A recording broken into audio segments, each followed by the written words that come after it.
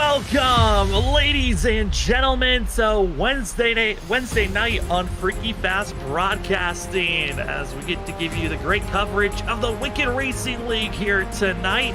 And our next destination, you see it on screen, it is heading to Fontana for Autoclub. The Wicked Racing League is here tonight for their second season. This is race number 7 of the regular season. Just one more race away from the halfway marker before we get ourselves prepared for the second half of the regular season, where it's crunch time. How do you set up, prepare to make the playoffs? That's going to be the talking points moving forward.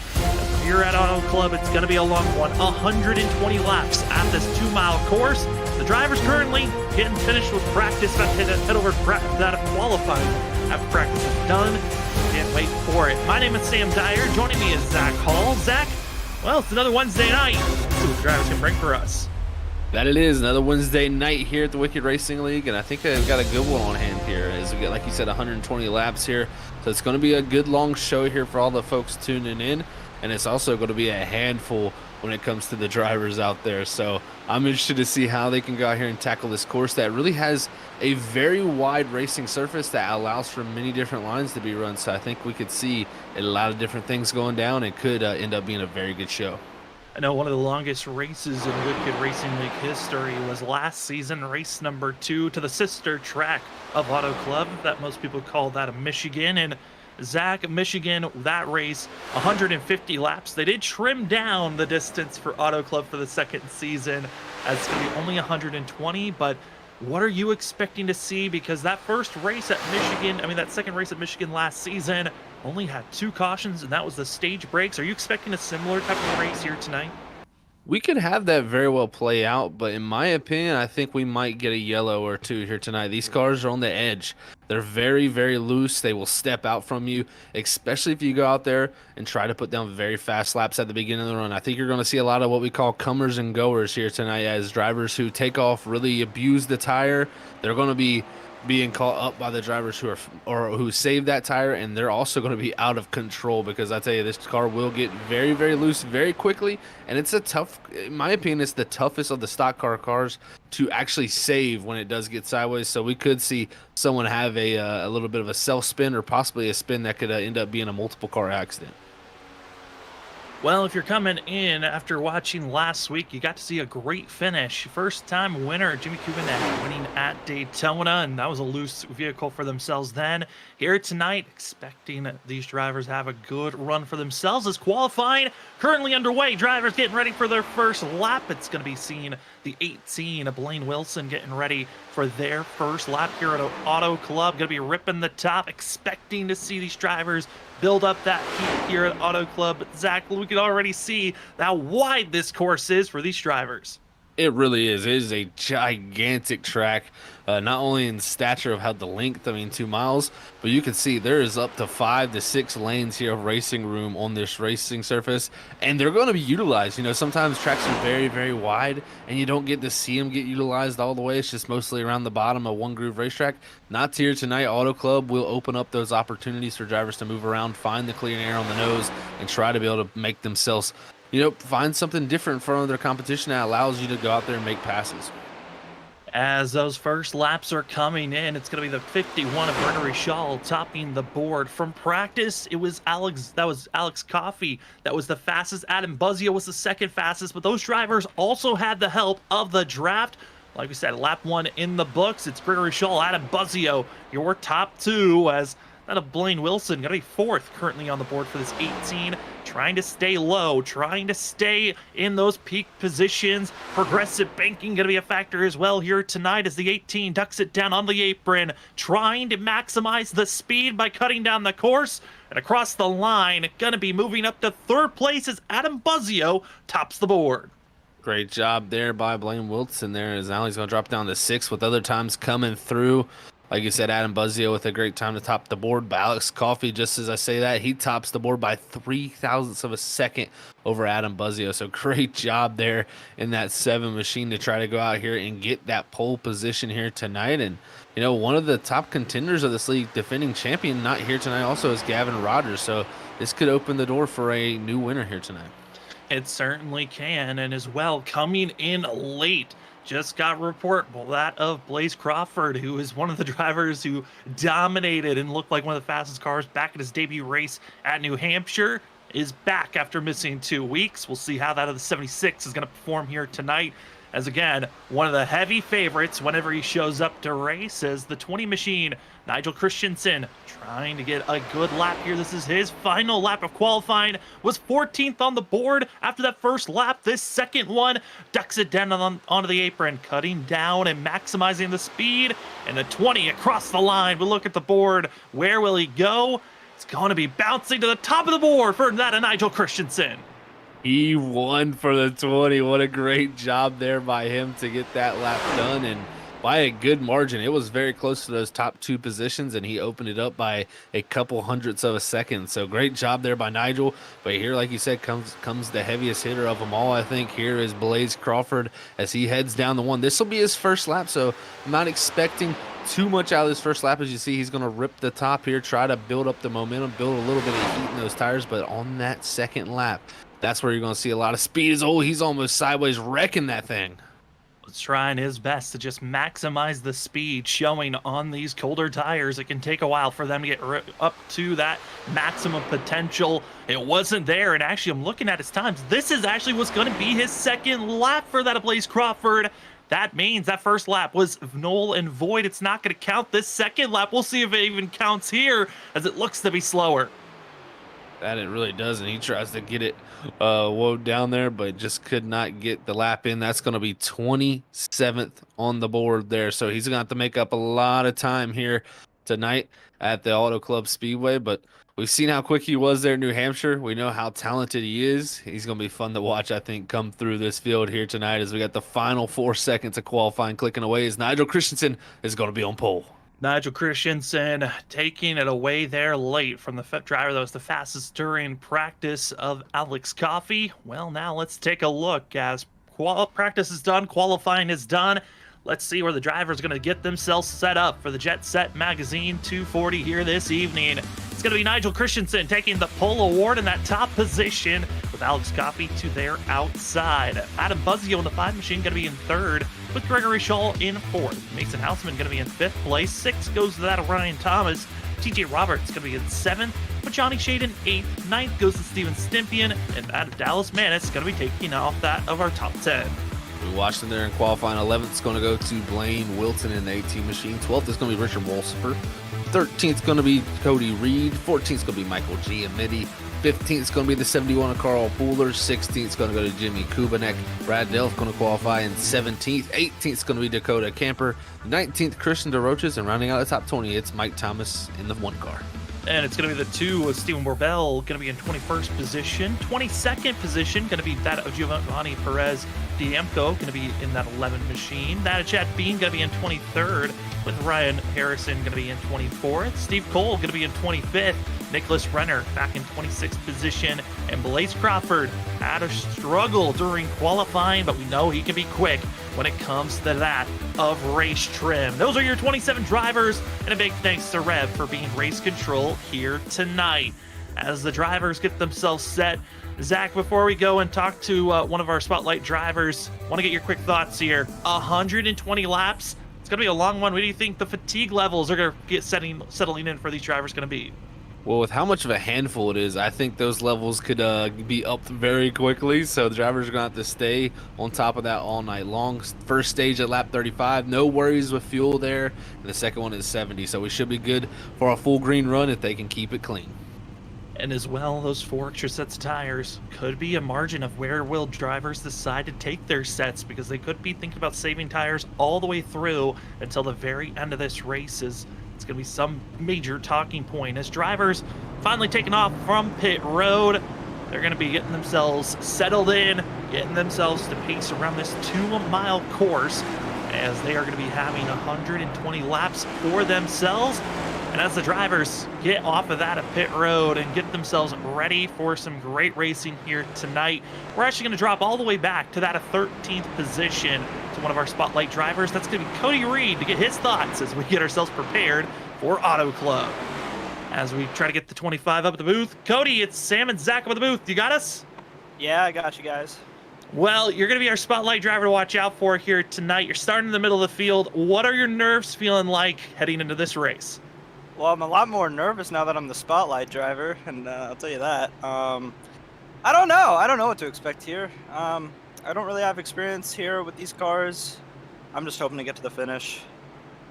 Well, Cody, I tell you what, buddy, best of luck with it. I know the tire's going to be tough, but it looks like we're about to get ready to go green here, so best of luck to you. All right, thank you.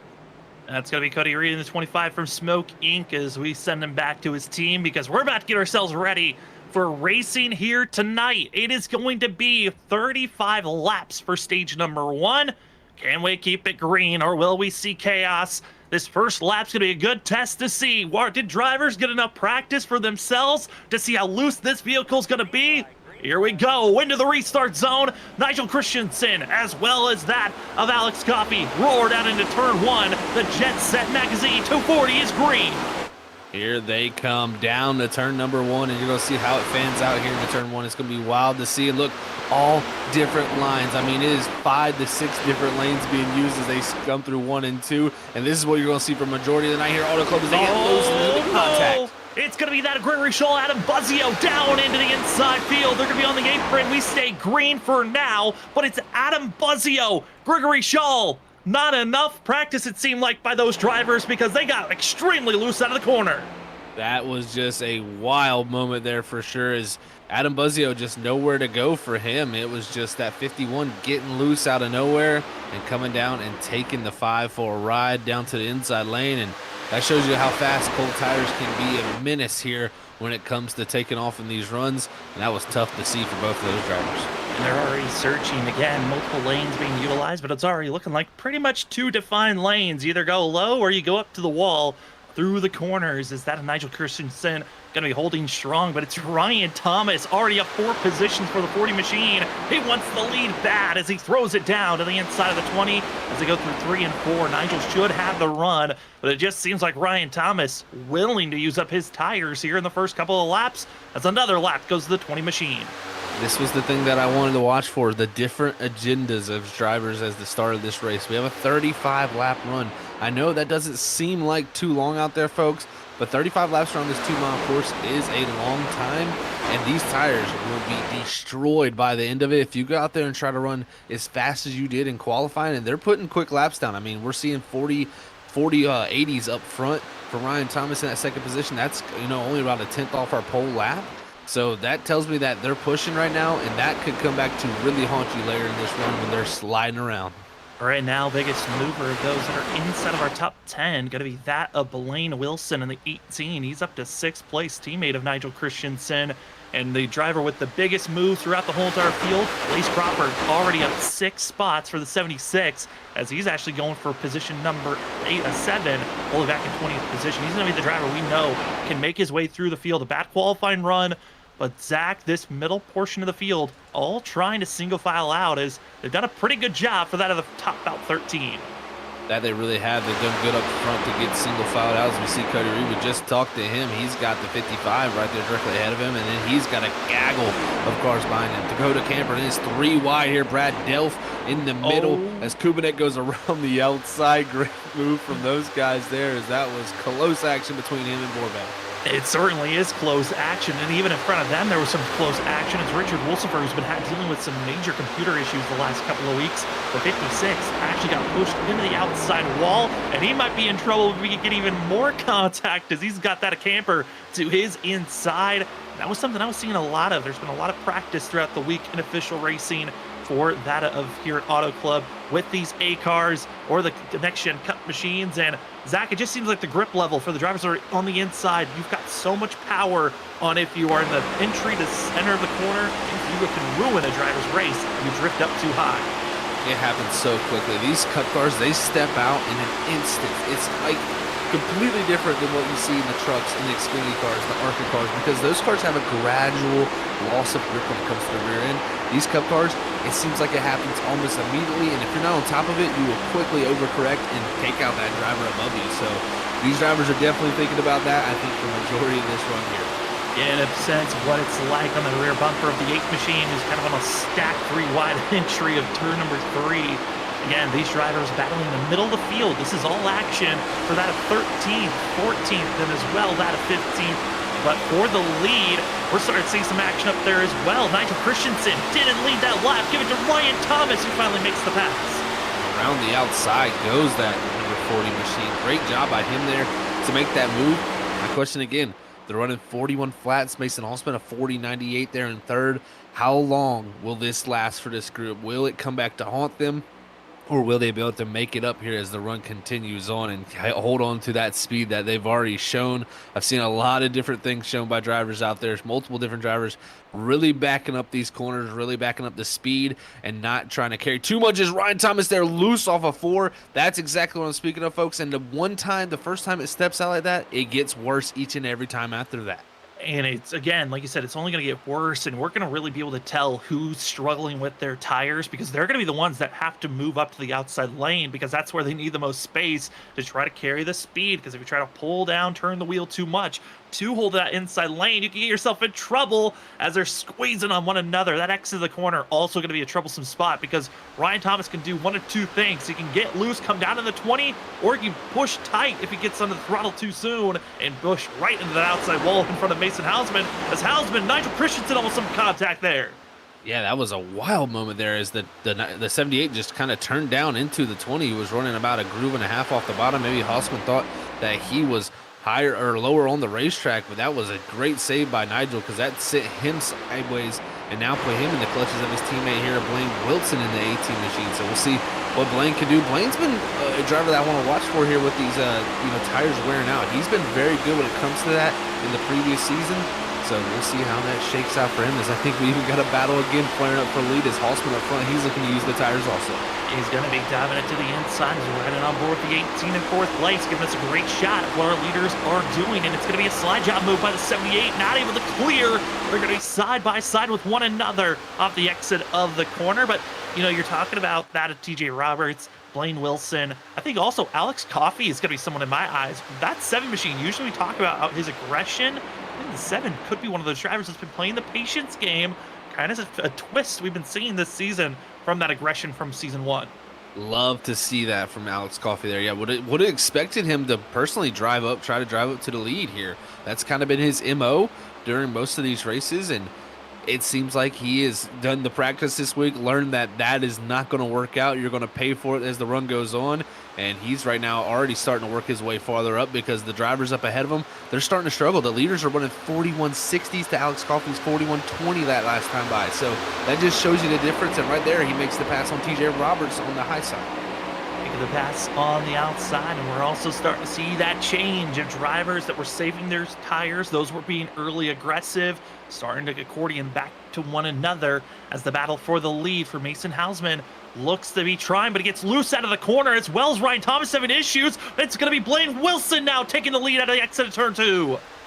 All started with Ryan Thomas getting loose, coming down into Hallsman. That shoved them both up into the wall, slowed their momentum down, and the 18 used that to perfect effect as Thomas is just hanging on for dear life now, and I think he's figuring out what he's done is not going to work out because he's in that outside wall, and he's going to have much longer in this run to go. Remember, we got to get to lap 35, folks, and we just completed 11. It's broken. It's broke. The 40 has been broke. The hit off the wall at the exit of turn 2 was that of a required damage flag for the 40. He was trying to get to pit road. He is struggling at this moment. And Zach, there's going to be DeRoches making contact with the 40, and they're going to be wrecking on the backstretch. A couple of different melees with the 40 machine and more piling in.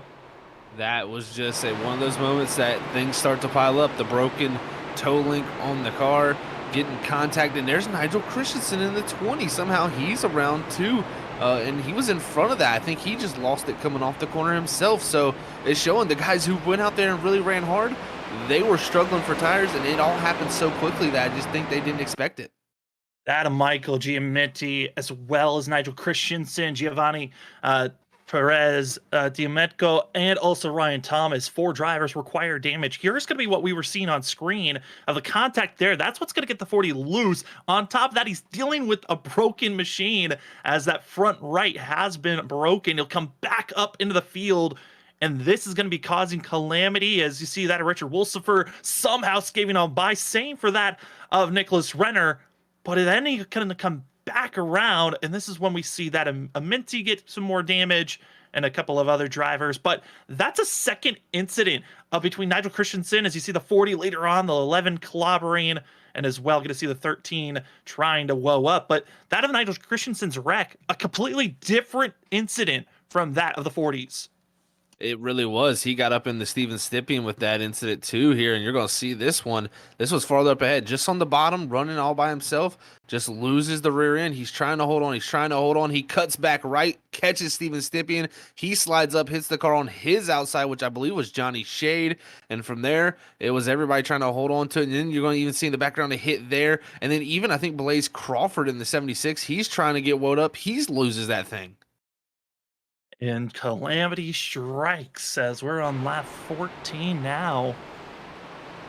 Drivers going to be forced to use their fast repairs, that of Nigel Christensen, Giovanni, as well as Michael Amenti, all having to use their fast repairs on this incident. Caution number 1 strikes, and Zach, we thought maybe there was a possibility of seeing a similarity to Michigan, where the only 2 cautions of the day were from the stage breaks. We'll throw that out the window. We have our first on-track incident, and now this is decision time, because drivers could come into pit road to take tires if they want to go to stage break. This would be a interesting timing for that. With the 4 sets they have in pit road, you got a stage caution coming up here at 35. You also have the one at 70. So you're for sure going to take a set of tires at both of those stages. That takes 2 out of the equation. Then from there, it's going to be very close to be able to make it on fuel from that final stage, or second stage, sorry. And that kind of puts it in a place where then you have 2 extra sets of tires sitting there, technically, if you can make it without stopping. So, the possibilities are there for drivers to do it, but I just think this would be too early to waste a set, because I think, as we've seen how fast those tires wear out, you're going to want to have as many sets as possible here for this race if it gets a couple yellows in it. Well, the big keys to watch out for here tonight's tire saving for sure, as we've already gotten a picture of what happens if you're not saving your tires with some of those wrecks that just happened. And then after our 2 stages are done, fuel saving could be something to touch on a little bit further on, as the drivers are stacking up, getting themselves ready to get back to green flag racing. Ooh, I mean, Zach, that was only just 15 laps of our 120 in the books. This got a lot more racing and a completely 2 more stages still to go in this race. It's going to sum up to a wild one here tonight, because you can see, multiple lanes work. So that's great always to see when you're at a racetrack. But when the tire wear is like this, and it's kind of just what the next-gen car has become out there, folks. I know at a lot of racetracks, this is how it does feel at the moment, where if you go out there, you overheat those tires in the first 10, really 10 laps of your run, you're just going to be struggling and pretty much holding on for dear life, just like Ryan Thomas was there. That kind of stacked everything up. You got to think him and Nigel Christensen, they were battling there. They had the contact between Halsman that got Christensen sideways. That heated up the tires even more. So really, it's not even a thing about tire wear, which the heat does cause, but the tire heat is what you're battling more. And you got to keep those tires nice and in a good range, not too cool, not too hot, to find that optimal grip level. And with this caution, it allows that of Gregory Shull as well as Adam Buzzio to get back into the mix here, as the drivers are set and ready. It looks to be no penalties given out for that incident. So the drivers are going to get just a racing deal for caution number 1 here tonight. Blaine Wilson, Mason Hausman, Steven Stimpy, Alex Coffey, Cody Reed. Who has the better tires that they have saved for this run, as we're back to green flag racing here tonight for the Jet Set Magazine 240 Stage 1, and drivers are already on the move. We'll see how the cooling down effect affects these tires here, because in my opinion, that's going to help a few of these guys who are struggling with the loose condition, just to bring the heat back down and maybe be able to solidify something. But off of turn number 2, they're going to get almost 3 wide here. Coffee up against the wall, Stipping in the middle, and Halsman loose on the bottom. Stipping elects to drop back and fall into that position. But here comes Alex Coffey storming to the back straightaway into 3. And he did his time of tire saving. Now let's get aggressive. Why don't we, for the 7, as he's to the outside trying to make the pass here. Will make the pass on that of Mason Hausman and hold off for 2nd place. And another factor we really haven't touched on is drivers are bobbing and weaving for that of 3rd and 4th place. It's going to be the draft, something that could be a huge factor later on in this race, as right now it's everyone on the outside lane on the straightaways that get that a little bit of assistance as Cody Reed stays low and trying to move his way forward.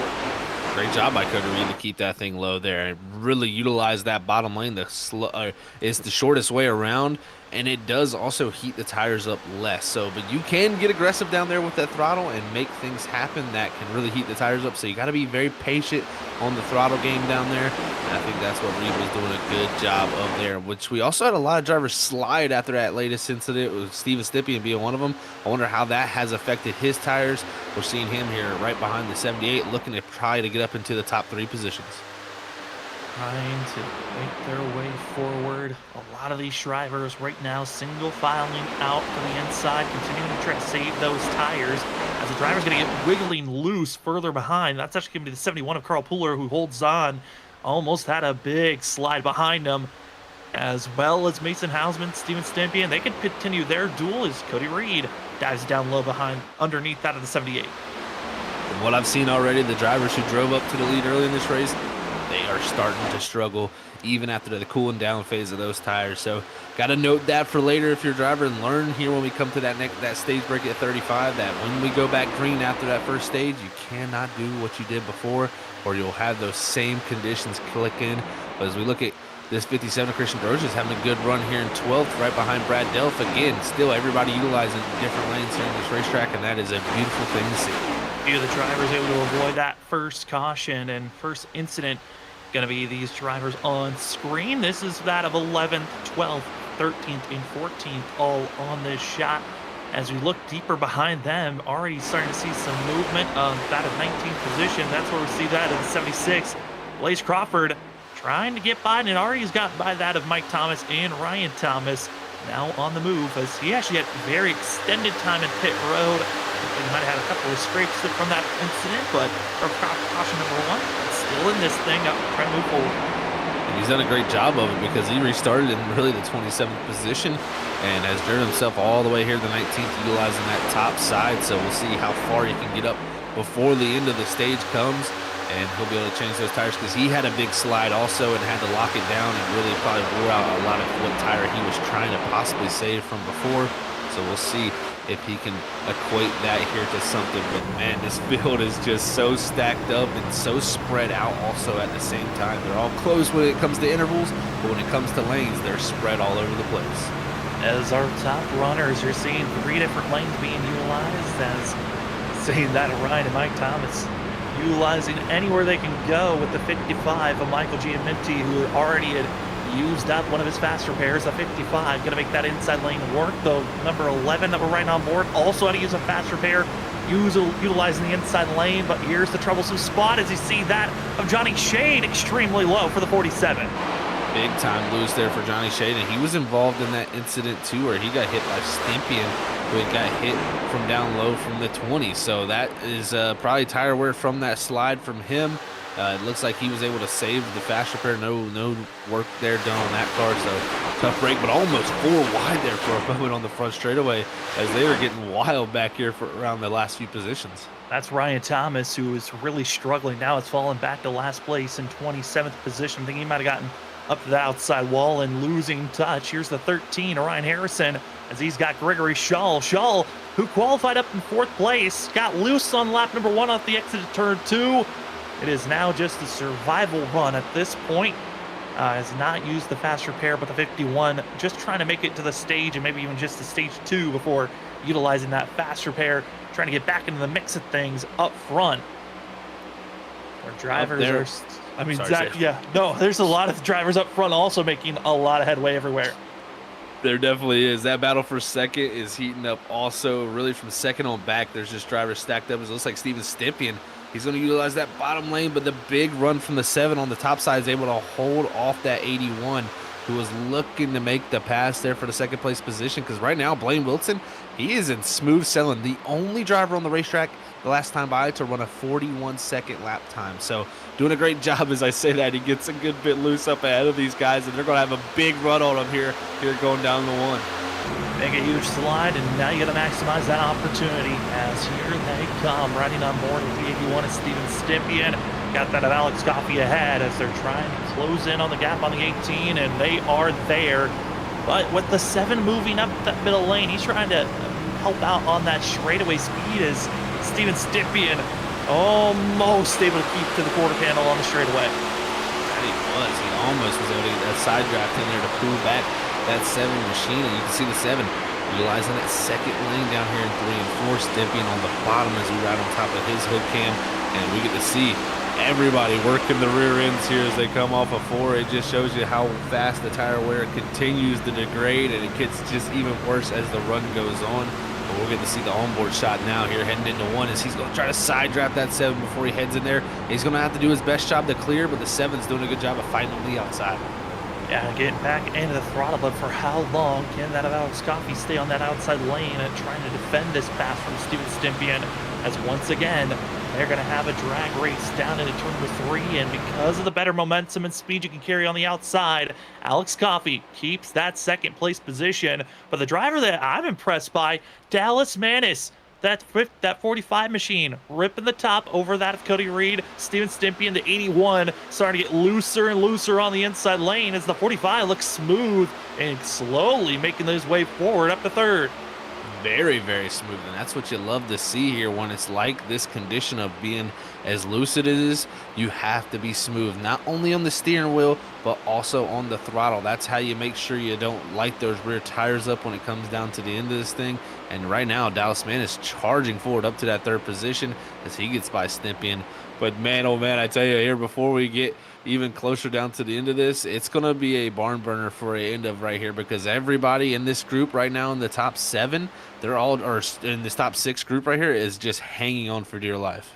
They're hanging on for dear life, and as well, gotta say, our top that of 9 drivers, all kind of attached in the draft in some fashion, all within 2 seconds of one another, and it's going to be that of Brad Delph, TJ Roberts, and also Mason Hausman. They're going to be the 3 that are just lingering, barely attached to our top 6's main draft. But if they start to see anyone making mistakes, they could be trying to make the push. And speaking of mistakes, the 3 just held on the exit of turn 2.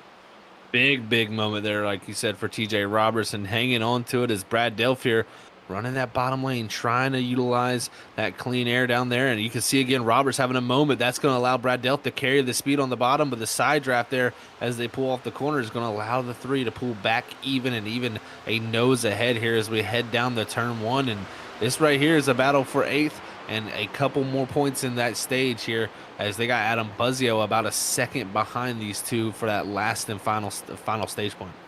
Stage points for top 10 at the end of lap 7. That lap 35 is when these drivers are looking for. End of stage 2, as is at the end of lap 70. Major bonus points to be grabbed if you're inside of the top 10 for both of those stage breaks. You get some major points, and if you win, you win at the stage, you get 10 bonus points for yourself, and that's what Blaine Wilson is hoping for. The 18 continues to look steady, and as I say steady, the 5 wiggling on the exit of the corner. The 5 definitely having a moment there for sure, Sam, and he can't look too far behind. He's got the Roaches in the 57 behind him. If he has a big moment here, he could give up that last position. But you got to give Buzzio a huge amount of credit here, guys. He's got back into this top 10 position after getting that contact with Gregory Shaw, having that caution to allow him to go back up here. And right now, running actually very competitive times, even though having to make up a lot of ground here when it comes to making passes. So very impressive stuff when it comes from the 5 machine. And he's even closing down on the 2 ahead of him. He may have a chance to get some more points. He may have a very solid chance of closing in on those points, as well as the back behind. If they can somehow get in line and make their charge, that of Christian DeRoches, Carl Puller, and Stephen Borbell, they were looking very good on their pace if they could continue on, but they were battling side by side. That's costing time and momentum. They could be just out of reach from trying to pass that at TJ Roberts and Mason Hausman that are struggling on their tires at this moment. As this little pack, they've got to be careful, because if we see any type of contact as Richard Wolsifer holds on, he gets loose out of the corner. But if we see a caution flag come out, that could be the end of the stage for these drivers. It quickly can be, Sam, and right there, Richard, oh man, he drives it in deep. The 3 washes way up the racetrack after heating those tires up, and right now just hanging on for everything for that 56. And you can even see in the background, I think that was Blaze Crawford. I've been watching him a little bit. he has been wrecking loose this whole time. Just not had a good understanding here of what the grip level is for that 76 here tonight. I mean, he's been fighting it down the straightaways even at some point. So he's going to have to figure something out here tonight if he wants to be able to get up in contention just like he was here at New Hampshire. 5 laps to go before this stage is done. The end of lap 35, and for the lead, we're starting to see the battling as Blaine Wilson, that last lap had over that of 3/10 gap over Alex Coffey. Will throw it away. They're side by side and across the line. The 7 not able to make the pass just yet, but Blaine Wilson's got to be feeling a little bit uncomfortable because the more he stays side by side, Stympian, Cadet Camper, Cody Reed, and Dallas Manis are closing in. He had a huge moment off of 2. Now he's going to turn down from the top side and had a moment immediately as he turned down and just not able to hold on to it. Blaine Wilson was so strong throughout the majority of this run, but in the last few laps, Alex Coffey has found what he needs. He's found the clean air, and how can he utilize it? Because I tell you this much, folks, sometimes with this car, it is better to be in the dirty air. When the balance is this loose and you're losing the rear end, when you're behind that car, you really get the draft down the straightaway, and then you get the benefit of the corner of tightening the balance of your car up. So right now, we'll see how Alex Coffey can deal with the clean air, but we'll see how this works out. That was a great job by him after the 18 had a big moment. If you get the pass, maybe you get a little bit too much of that. I've got clean air. I can push a little bit harder, but you cannot afford to do so. I think that might have happened to Blaine Wilson, where he just was pushing a little bit too aggressively, and he'll be into the outside wall after a slight contact between himself and Steven Stympian. The 18, hoping that contact wasn't hard enough for damage to continue to pile on, as he's already going to be okay. There's no required damage after that initial contact, but Zach, any other hits like that, he could be being forced to pit road. That is how the damage model works, folks. It is one of those things where damage just piles up. If you keep hitting that wall, it makes your equipment that much more brittle and that much more weak, and can cause major issues for a lot of people out there. So it's something that AT needs to keep in mind here for the rest of this run here. Just try to get back to the stage win. But I tell you what, Steven Stympian, he's found a new gear here. Can he have a chance to get up here and get a stage win? As the end of the stage is coming around, drivers are getting a lot more aggressive. Also in the back half of the field for that of almost last place of drivers making contact. That of Nicholas Renner and Nigel Christensen making contact as Renner got loose and came down on the 20. The 20, a little bit of a tail slapper that set that of the driver up into the outside wall as across the line. This is the white flag of the stage. Alex Coffey trying to become more stage winner as Steven Stympian throwing it down, and he'll be right there trying to set up for an opportune chance to win this stage.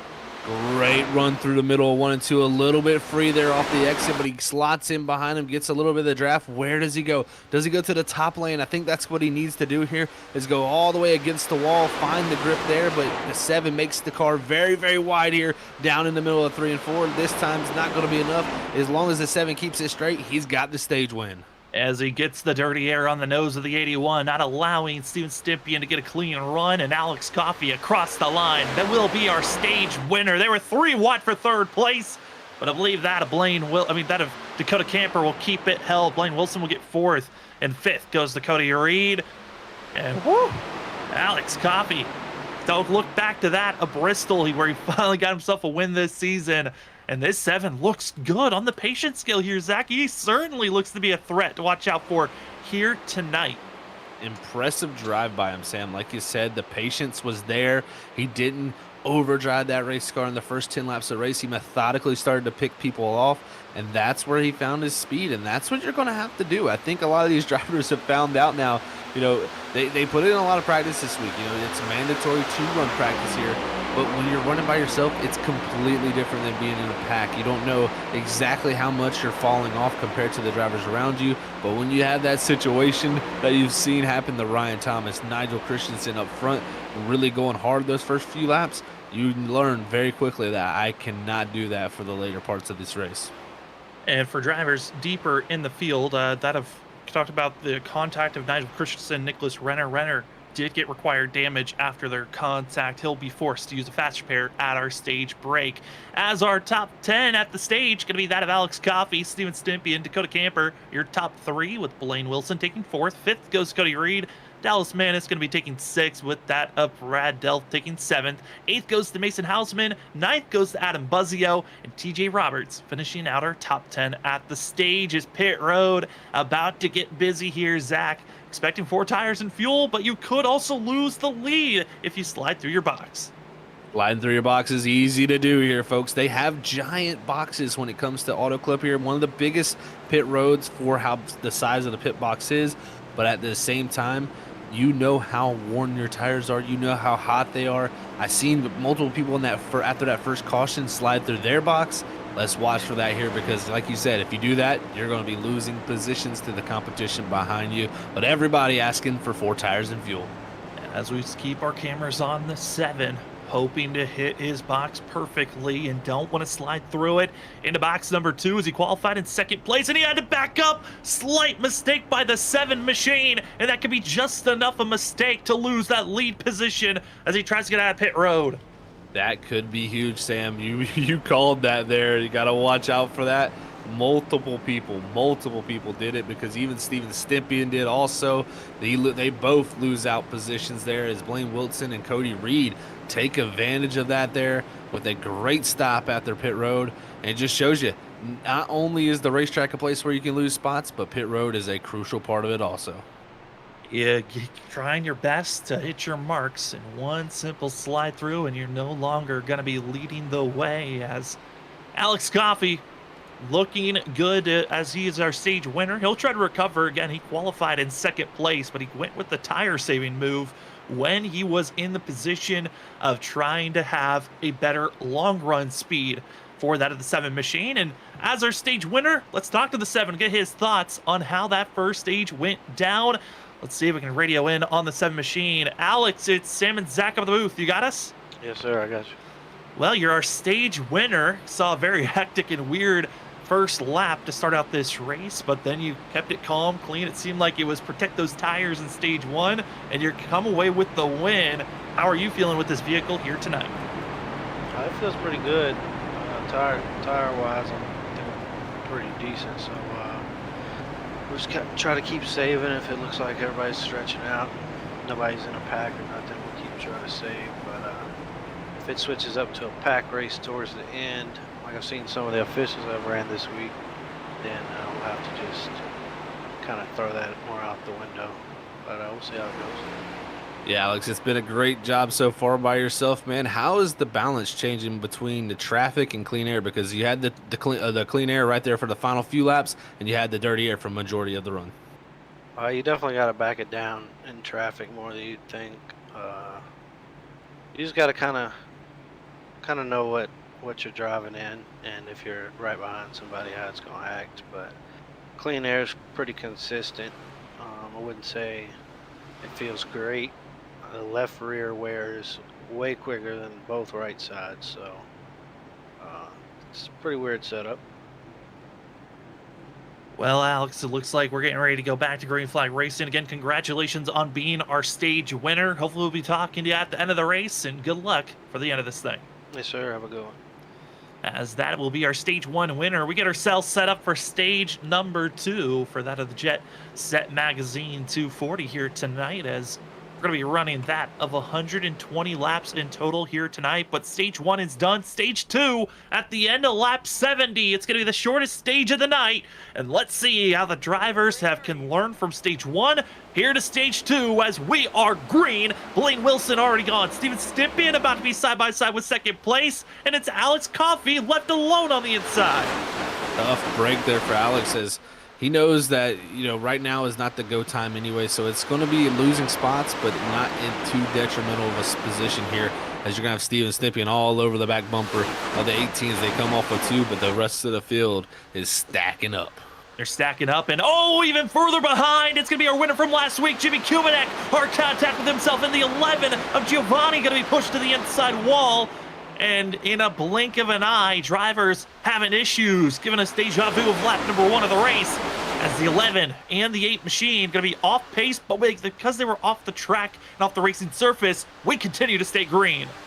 Green Flag Racing continues, and we'll see who can save their stuff. Alex Coffey already back to the 5th position here, and possibly will even fall back to 6th as Borbell looks like he might try to make a position on him, but we'll see. I liked what he did the first run. It was very, very conscientious about saving the tire, and it came back around for him. We'll see if some of these other drivers, when you get up in those lead, top 5 positions, you try that a little bit much harder, and they could fall into the same rut that the 20 and the 40 did early in this race. Don't want to push it too far. Who's willing to be the pace setter? And will they set the speed just a little bit too far? Also, an update for that incident. The 8 not required damage. He will continue to race on. The 11, though, was deemed with required damage. Had already used the fast repair. Expected to be in pit road for quite a while. Is that a Giovanni Diemco? And you hate to see that for the 11 machine. An innocent victim for 2 separate incidences. It always is tough when you have that happen to you. Just an innocent bystander trying to make laps, and someone makes a simple mistake on cold tires, and you're just sitting there, and it just takes you out of the race. So tough break there for Giovanni, but he'll be able to have a few more races to bounce back from. But here we ride on board Carl Puller. He's trying to go around the outside of the 7 machine. Alex Coffey here, as you see in front of him, everybody darting left, trying to keep that draft and snake it down the straightaway. Carl Puller was one of those drivers just outside of the top 10 when we came to the end of the stage, and he was running pretty decent times and pretty close to what our lead pack was running. Just was not able to stay with the draft of the lead group. Up 8 positions from where he started, and right now you can see the aggressive movements the drivers have to make sure they stay in line and in the draft, as that of the 71 throws it high in a very aggressive entry to turn number 3, and as well behind him, aggressive moves by the 14 of that of Brad Delph. Close, almost contact between him and the 7 there. I almost ran right in the back of him, and trying to carry that speed in that moment into the corner, while the 7's trying to roll up for that bottom lane and can make things happen. As now he's back side by side to the inside of Alex Coffey, who's going to be falling back to the 7th position and possibly even farther, as you got Delph coming, you got the 56 Richard Wolsifer, you got also Christian DeRoches, just multiple different drivers trying to position themselves farther up in the field, but they might fall into the trap of burning those tires up. There's around the middle of the field that amazing Houndsman had to stay pit road for extended time, and Nigel Christensen both in the middle of this field trying to make their way forward, as both drivers that qualified in our top 10, our top 5, trying to get back into the top 10. Everybody trying to find a little bit of something to get themselves back in position, and right here it's stacked up. Also, remember, he drove up to the lead. Now he's back in 12th. So we'll see if he can make something better here this run and try to save a little tire. But this field is stacking up a lot more. I mean, all the way from the first position, all the way contact for the lead a little bit, as Steven Stimpy and Blaine Wilson, they were side by side on the exit of the corner, a little bit loose was the 81 coming down in the 18, and Steven Stimpy being heavily pressured by that of the 2, Borbell, Adam Fazio up here once again. And they've got to be careful, because it seems to be the driver on the outside is getting loose earlier than the driver on the bottom. That pressuring can cause you to try to go out there and try harder and burn the tires up also. So everybody here pressuring each other. You need to be smart. You got to do what Alex Coffey's doing. He's just riding there and trying to make good lap time and not lose too many positions and lose track position. Because that's one of the things you do or you don't. You either make up the time. Oh man, back there around the 56, it's getting wild even more as this field, again, like I was saying, was first all the way back to around 17. It's only a 1.5 seconds separating the field. They are still some 4 wide deeper in the field as our front runner single filing out. And with how aggressively close everyone is, and everyone's just trying to gain every position possible at this current time, one small mistake could be costly as a big one. We got to see it last week at Daytona. We might have to see it here at Autoclub, the way we're seeing these drivers racing, as they are scattering 4 different lanes being utilized, as they're going to be trying to make it on the exit of the corner, where drivers are starting to get to that point of looseness, Zach. The next about 3 or 4 laps are going to get really hectic. This is exactly right, Sam. This is the point of the run where you're going to start to feel those rear tires start to hurt the most, as you've seen so many drivers who were, not in the greatest position drive up into position now. That's just telling me that they are really going for it and they're trying to get some track position. Somebody's going to pay for it here, because they're all so close that when someone does have that moment, we could see a big wreck. And also someone who just cracked the top 10, Zach Blaze Crawford's up to 9th, the 76. We know he can just make moves in a breeze, and he's already done so from last place to that at 10th place in an instant, it seems like. And maybe just a flick of a light switch here, figuring out this racetrack the here right is behind. caution. It's going to be that of Chad Bean as well as Johnny Shade making contact with one another and wrecking on the exit of turn 2. Tough break back here for those positions, but man, it just, again, we said this was the timing of when the looseness would start to kick in, and it just started a little bit too soon for 3 wide there for these drivers farther back in the field, the 9, and also I believe it was the 47 of Shade again involved in one of these where he just an innocent bystander, and the 13 of Ryan Harrison was where it was all 3 wide coming off a 2 and just sent the 9 and the 47 spot. And it's going to be one of those wrecks where it's kind of hard to, put blame on one driver because of the fact that we've been seeing it just narrows up so quickly on the exit of the corners if you're not careful. Johnny Shade's letting the car drift up. Chad Bean in the middle is kind of letting it drift. And all 3 drivers aiming for pretty much the same scenario. And it's the 13 and the 9 making initial contact. And like I said, Shade, innocent bystander, and goes for a ride. Tough ordeal, Sam, definitely there. And looks like the 13 was possibly getting a little bit loose too. So just hard to when you're that close to the wall on the exit of these corners and you're not, and when you're up in that high line like that, you want to make sure you don't get loose and back it into the wall. So you try to correct it and bring it down the racetrack a little bit. And right there was the 9, and that just ended up causing mayhem there for sure. As all these drivers were holding on to their machines as they come by pit road right now. Some fakery was going down. Some drivers were looking to pit, and they did not decide. They decided to pull back on the racetrack to save those sets of tires. Drivers that are coming into pit road, though, have been caught up in wrecks on that initial restart from this stage and as well caught up in that wreck. So with that wreck happening and seeing the replay, we're going to step aside real quick here as we are going to take a quick commercial break. When we come back, it's the end of stage number 2 here tonight for the Wicked Racing League. You're watching Autoclub for the Jet Set Magazine 240. As it is your Wednesday night coverage of the Wicked Racing League on Freaky Fast Broadcasting. We'll take side by side. We'll be back in just a few moments on the other side.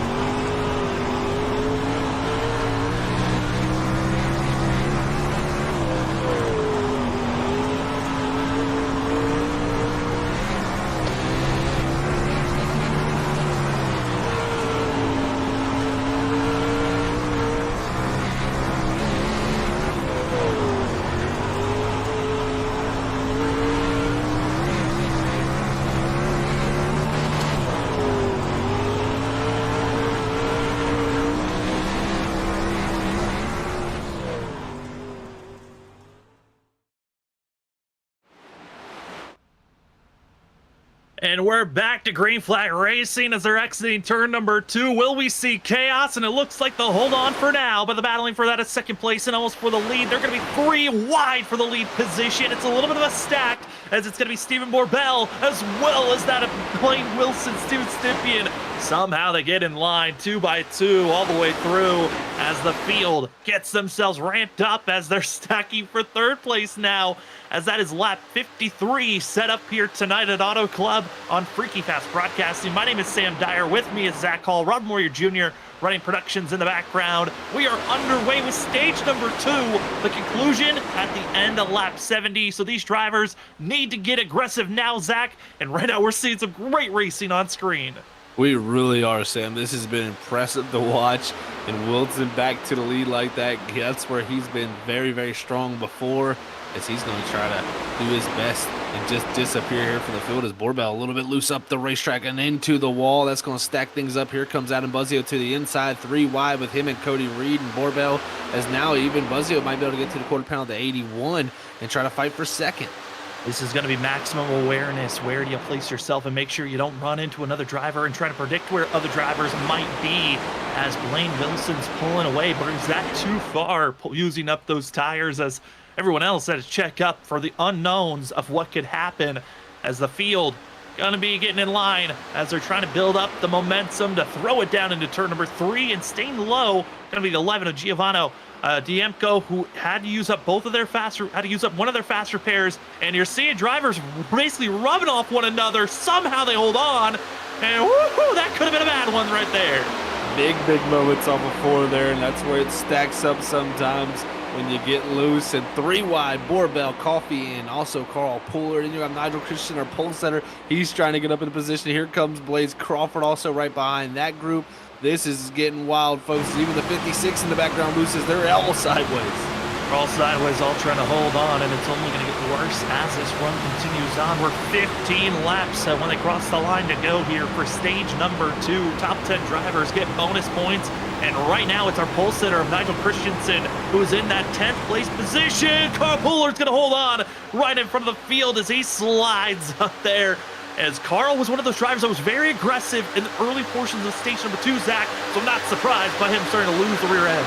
Not surprised one bit at all. It shows here. When you go out there and try to get spots, you try to be aggressive, you try to go forward, you're going to be going backwards as the run continues on. So drivers got to keep that in mind. You know you had speed at the end of the last run, and you felt like maybe you needed a little more track position to keep yourself up there, but just pushing that little bit harder has put them in a bad positioning. As here comes the 20, here comes the 76, the 78, and the 7 all stacked up from 6 on back.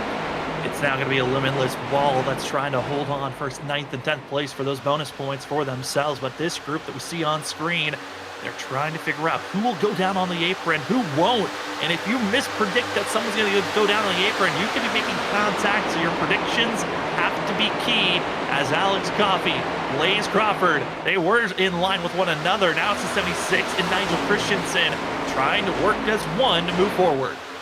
That they are, Sam, trying to work together. Here's the 7, and he's trying to give that draft to Blaze Crawford to try to help him get alongside that 78. And we can't forget the 78 and the 7. They've had a little bit of a hiccup here throughout the season with the rivalry they've had. So good racing to see beside him. But, oh, man, Crawford sideways there coming off of 4. Lost a little bit of momentum. Austin going to possibly try to close that out. But the side draft comes back from the 76 to pull that 78 into position. Pulling them back in as well, drivers. Going to be at that stage again. Tires have already been warmed up, so if you had used up your tires before, they're just going to be getting worse and worse. As Cody Reed, one of our spotlight drivers, we got to talk to at the start of the race, get his thoughts coming in tonight. Currently in 4th place, up 9 positions from where he started, but inside of our top 10, biggest mover is that of Stephen Borbell back in 10th place, up 11 spots, and our leader, Blaine Wilson, up 10 spots from where he qualified. Amazing stuff to see there from that group of drivers. Really great job of making up spots. It just shows you that, you know, running a fast lap around here is way different than running race pace and race speed around here. So great job by those two to really make up a lot of ground, as we're seeing here. The battle for second start to heat up. Adam Buzzio was all over the back bumper to 81 of Steven Stippian, who's let the 18 get out there a little bit. But we're going to be coming up here soon. 11 laps to go when we cross the line for stage break number 2. And we do have a report of a driver having to come into pit road unplanned for themselves. The 19 Nicholas Renner looked to be having too much blinking action, and he had gotten a black flag, had to come into pit road. Hasn't called it quits just yet, but that of the 19 is sitting in pit road for an extended period of time as well. For that, Ryan Thomas had to come into pit road, and Giovanni Perez Diemco is back into pit road, leaving us with just a total of 24 drivers on the lead lap, as that of Lane Wilson is slowly being caught by Steven Stimpian, Adam Buzzio, Cody Reed, and as well the 3-car pack of Blaze Crawford, Coffee, and Hausman. Coffee had a big moment, guys, off of 4. That's how he lost the position to Blaze Crawford. I mean, he completely about wrecked that machine. I think he's trying to just gather things back up. As you saw, Blaze Crawford just driving into the 3 pool straight away. Coffee with a good exit here is able to pull a little bit back in, and they're side by side for third with the 25 and the 5. That's going to help them close in a little bit more even. Looking at the lap times, it seems like Steven Stimpy and Cody Reed second and third place now, as Adam Buzzio going to be doing his best in fourth. At 25 and the 81, they are running some of the fastest times here tonight up front in the top 5, as Blaze Crawford as well looking quick. Our top 5 drivers, they've done a great job right now, but Zach, it is 10 laps to go before our stage 2 is done. That it is, Sam. This is starting to wind down a little bit here, folks. Drivers trying to hold on to it. The 18 loose here coming off a 4. Big run for the 81. This is going to be a shot, and he's going to go to the inside of the 18 down the front straightaway. If he can just clear this 18, he's going to have control, have the clean air, and how will he be able to hold on to that? Because we've seen so far, when you get to the lead, it does handle a little bit different. Alex Coffey talked about how the clean air does not feel the greatest. It's definitely consistent, but just doesn't feel the greatest. As that, as Steven Stimpian makes the pass with a run from the 18. Will he just give a bump draft? That's all he's going to do. Gives a bump to that of the 81, trying to give him a little bit too much speed on the entry of the corner, as Wilson continues to throw that 18 to the outside. It's where he's feeling the most comfortable, but the driver that is closing in going to be that of the 25, 5, and 76. Cody Reed, Adam Buzzio, and Blaze Crawford, all of our top 5 drivers, almost a half a second off of the whole entire group. You could have put a blanket over our top 6.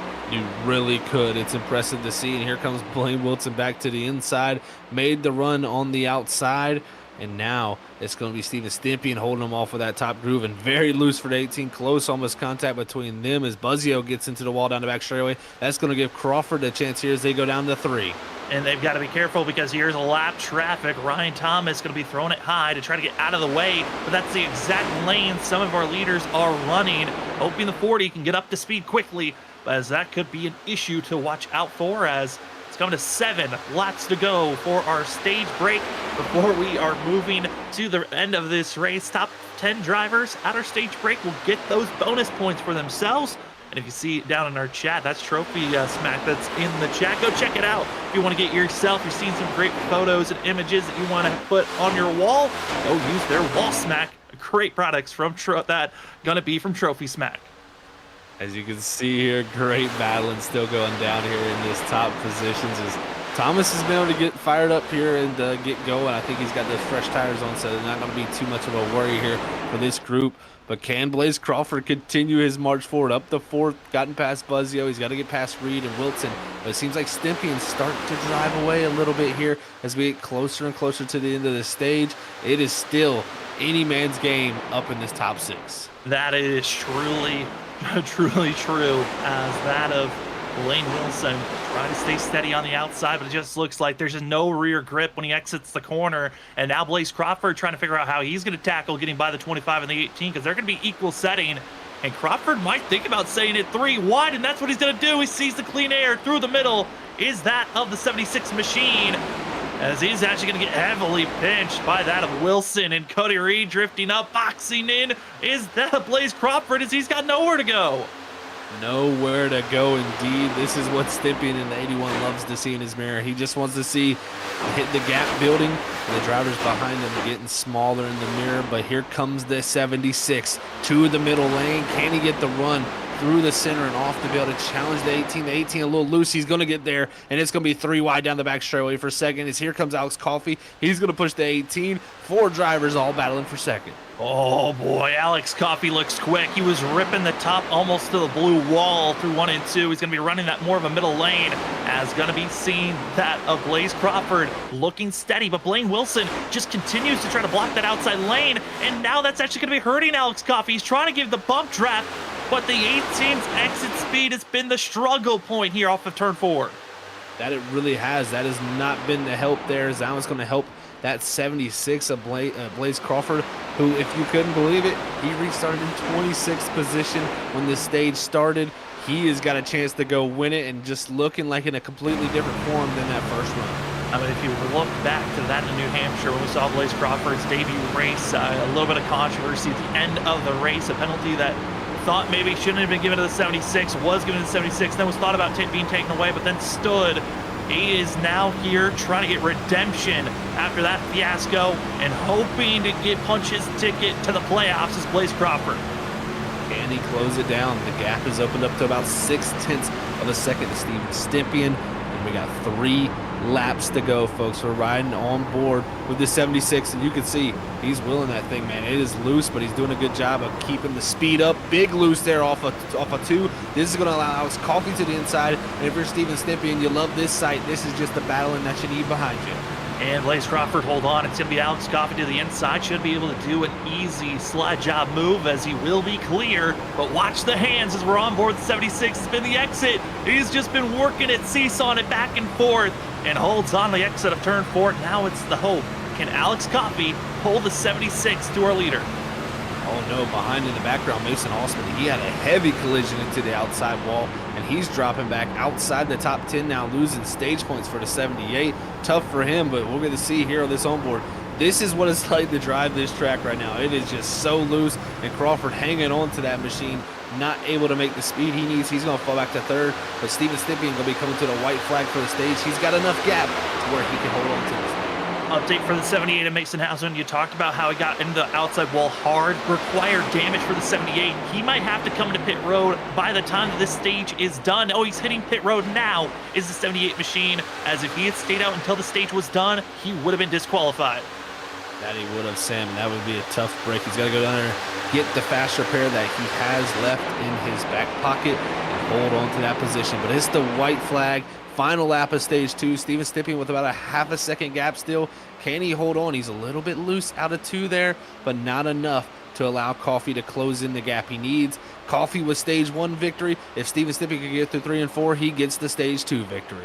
Steven Stympian, he had to just settle for 2nd place during stage number 1, but stage 2 out of turn number 4. Give those 10 bonus points to the 81 machine. Top 10 drivers get bonus points, but the max goes to the 81 machine across the line, with Alex Coffey taking 2nd place. Both. I mean, that is incredible to see both those drivers. Coffey, I thought maybe he had a chance to run down Steven Stympian, but ran out of laps. That he did. He had some speed there at the end, folks. He was a 10th or 2 faster than Stympian those last 3 laps, really, ever since he got the 2nd, and it was closing that gap down. But we got to remember, he super saved. He pulled way back and saved those tires well, and it shows right there because he was having speed that was really very, very strong. And, you know, we've had 35 lap stages here. Right now, with this race, the way it's going to play out here, folks, we'll get that, 5 laps here. Can they go the distance on 1 tank of fuel? I don't think so, but we'll have shorter runs here. That's going to change up the game. How will the drivers attack? And also, we've seen a lot of incidences once they get those cold tires, the exit of turn 2 on the 1st lap or the 2nd lap. There have been drivers on the exit that have had some major issues. Will that carry forward as drivers are catching up to the pace car? Here's the rundown of your top 10 getting those bonus points. Getting those 10 maxing out for stage 2, with the winner of stage 2 goes to that of Steven Stympian. Alex Coffey going to come away in 2nd place. Blaze Crawford in 3rd. Adam Buzzio gets 4th. That Blaine Wilson going to get 5th. Cody Reed 6th for those points. 7th goes to Dakota Camper. Brad Delph going to get 8th. Chad Bean would have run for the 9. He'll get 9th place at our stage break. And that is Stephen Borbell going to be taking 10th for themselves as they're getting ready for pit stops. I mean, Zach, I think we've been seeing it now after 2 stages are done. those tires so important on how you're conserving them, because Alex Coffey, Steven Stympian, they've been the class act on how to save them. That they really have been. They have been the top two when it comes to that. They were so strong in the last stage, strong again here. But they got a new contender now who restarted 26 on that last stage. That's Blaze Crawford. I mean, he had to drive pretty hard to get up into this position. If he can manage his equipment, he might be in that valuable spot to really make something up here late in the race. But I think he actually slid through his box just a tiny bit. We'll see how the race of pit road goes off. But again, we saw it last time. No mistakes here, because that can be very, very bad.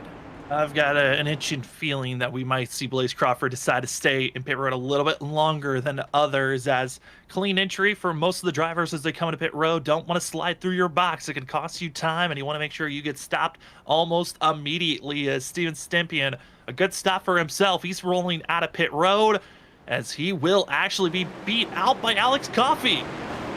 That he will be. The 7, a great job by him there. He lost the lead that last time on pit road. Makes up for it here, gets the lead back.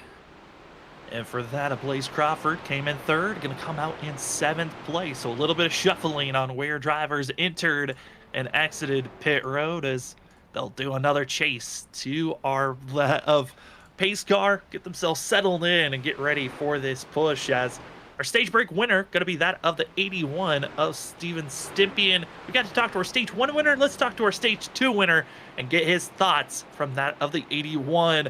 81 machinist Steven Stympian at Sam and Zach up in the booth. You got us? Yes, I do. 10-4. Well, you're the winner of stage 2. You and Alex Coffey kind of did a flip-flop on how stage 1 and stage 2 finished. But, man, how are you feeling out there? Because it looks like it is a handful with these machines. Sam, I feel pretty good. Honestly, I think I should have had both stages if I didn't have that mishap with whatever car spun in front of me. I locked them up pretty good. I think wore out some of my tire, but I was keeping good pace with them after that, so pretty happy that I was able to finish second or whatever it was on that first stage and take home the stage win there. Well, Steven, great job on there getting the stage victory this time around. I mean, take us through this last run here, because it doesn't look like fuel is going to be able to be done here to get all the way to the end of this race. How do you feel like breaking this down? I think I'm gonna. I got a strategy. I'm not gonna say anything in case anybody's listening, but I know what I'm gonna do if we don't get a caution. We've had some green flag runs, so I'm hoping just come in, stay up front, pit, and then try to have a nice little long run to end the race. We'll see. I mean, it seems like, Steven, as we're about to get ourselves back to green flag racing, I know Alex Coffey, one of your threats. How are you feeling about Blaze Crawford? Because it seems like he's going to take an EOL to the end of the line on this restart. Yeah, I mean, I haven't really raced much around him this race, so I don't know how he's been doing, but I saw him peek into the top 5 there on that last run, so we'll see. But my main concern is just taking this lead from Coffey and staying out front like that clean air. Well, good luck, Steven. We'll send you back to your team, and hopefully we'll be talking at the end of the night as we are getting ourselves ready for racing action. Yellow, switch it to green. It's time for us to send it to the end of this race, as there's no more stage breaks, no more bonus points to be grabbed in that fashion. It's time for us to get some racing action ready and set. It's the Jet Set Magazine 240 back underway. Alex Coffey, Steven Stympian, they head down in turn number 1, but Zach, it's the exit of 2 that we got to watch out for. 2 is the treachery spot. We've seen it bite Gregory Shaw early in this race. Does it bite another as they come through 1 and 2? Looks like it's going to be side by side for the lead, but that 3rd position heats up even as Buzzio and Cody Reed and also Blaine Woodson all stacked up. They hold our field clean through the exit of turn 2, as they're all now going to be piling in, trying to get that lead position as Steven Stympian. He'll be on the inside. Alex Coffey going to have a better run on the exit of turn number 4. Great shot here. You get to see the drivers trying to stay off that outside wall if you're running high, as all the drivers, the lanes they're utilizing, and it's Smoke Inc. drivers of Steven Stympian, Cody Reed, working as one on the inside. That they are doing a great job here trying to utilize that bottom lane, and we've seen Alex Coffey drop back early in these runs in the other portion of this race. looks like a little bit of an opposite strategy here for him. So he looks like he's going to use a little tire because I think he knows this will not be a full, a full run like we've seen before, 35 laps. They're going to have to break this run up, and that'll make it that much more tough. Gonna make it as tough as they can as they continue to stay side by side for the battling for the lead and the battling for that of 4th place. As Adam Buzzio caught up in that lap 1 incident between himself and Gregory Shaw. And yeah, let's take a look at some of the all cams that we have here rolling as the field is stacked up. The focus is showing as we look at all the drivers from that top row from left to right. It's Carl Pooler, Adam Buzzio. It's going to be that as well of Johnny Shade. And also going to be seeing that of Nigel Christensen on the bottom by himself. That's Steven Stimpy in the 81.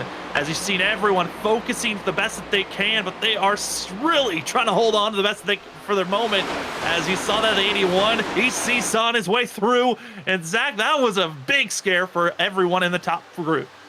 This is what I love about the driver cams. You get to see how hard they're working behind the wheel. You can see it when you're in the cockpit cam, but you get to see it more personally with how they're actually holding on to the wheel, how it looks for them instead of just in sim. So great stuff to see there. Guys all working that wheel. But right now, they are bobbing and weaving down the backstretch.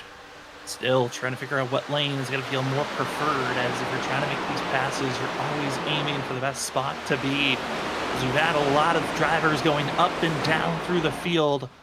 And at this current moment, I think got to get big kudos to that Adam Buzzio. Again, falling and losing so much time in the 5 up in the top 3. I mean, we usually talk about that, Zach, as Adam's always traditionally known that he'll be there at the end. But that early trouble, thought maybe that was going to be a little bit of a scare for the 5 to have such a hard time to get through this field. But he's almost looked like it's a breeze for himself. That he has. He has just done an excellent job. And then, like you said, I mean, it just always seems like he's there when it comes down to the end of these races. He wants to close out one with the victory, though. I know he does. He's been so close so many times. You look back to New Hampshire, they're battling for the lead with the contact between him and the 76.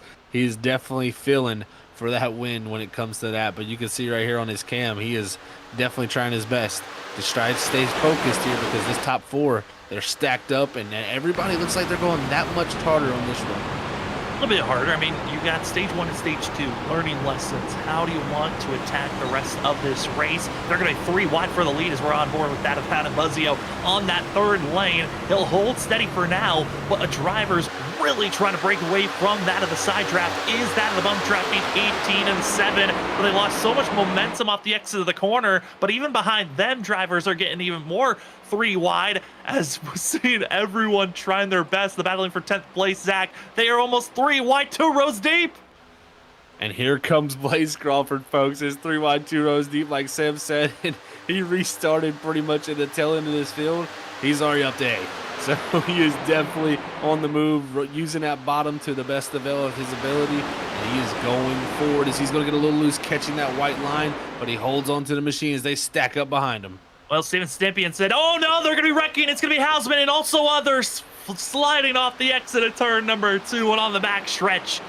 And the 78 taking the brunt of it. That he did. Big loose moment for him there.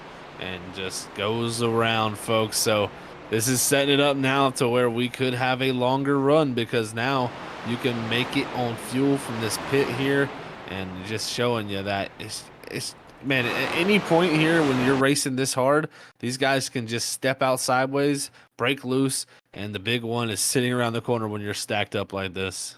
Well, before that caution came out, I was about to say, well, Steven Stimpian just said he didn't really feel like he had that much time practicing around Blaze Crawford. Well, he was getting a great practice stint there. Well, the yellow flag flies for a self-spinning 78 machine, Mason Hausman, as he came over the radio and immediately took the blame. But Zach, he wasn't the only one caught up in this mess. That he was not, Sam. You're going to see here Alpha 2. Big time loose for this 78, and he's going to try to correct it here. It steps out very, very late.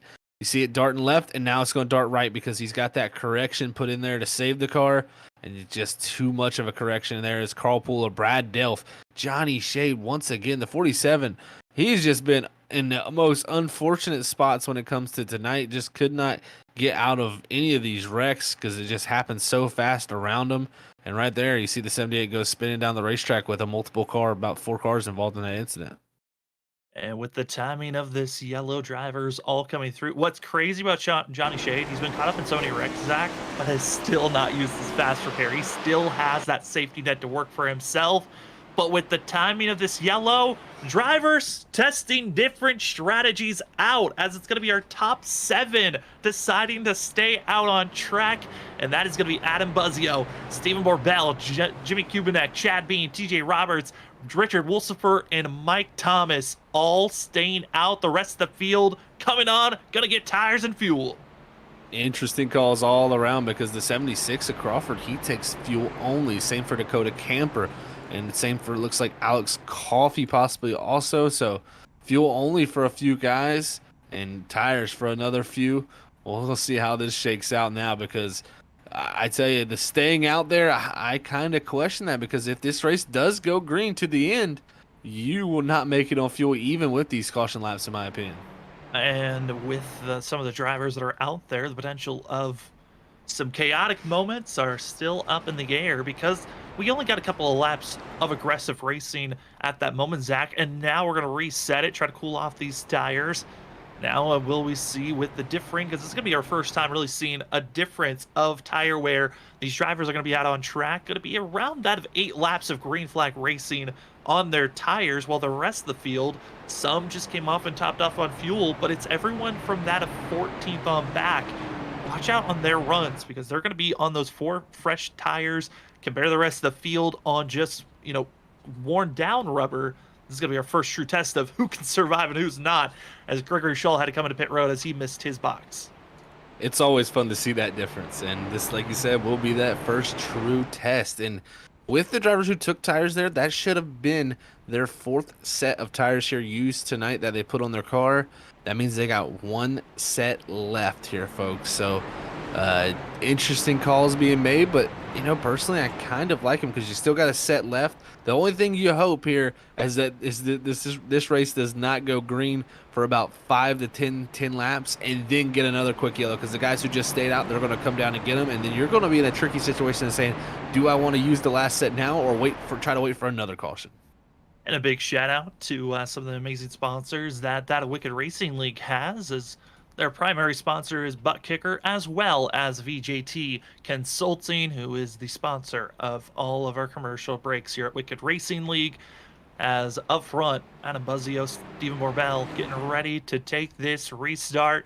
We look at how this season's been going for both these drivers. I mean, Stephen Borbell, Adam Buzzio, both trying to get themselves in a victory lane for the first time this season.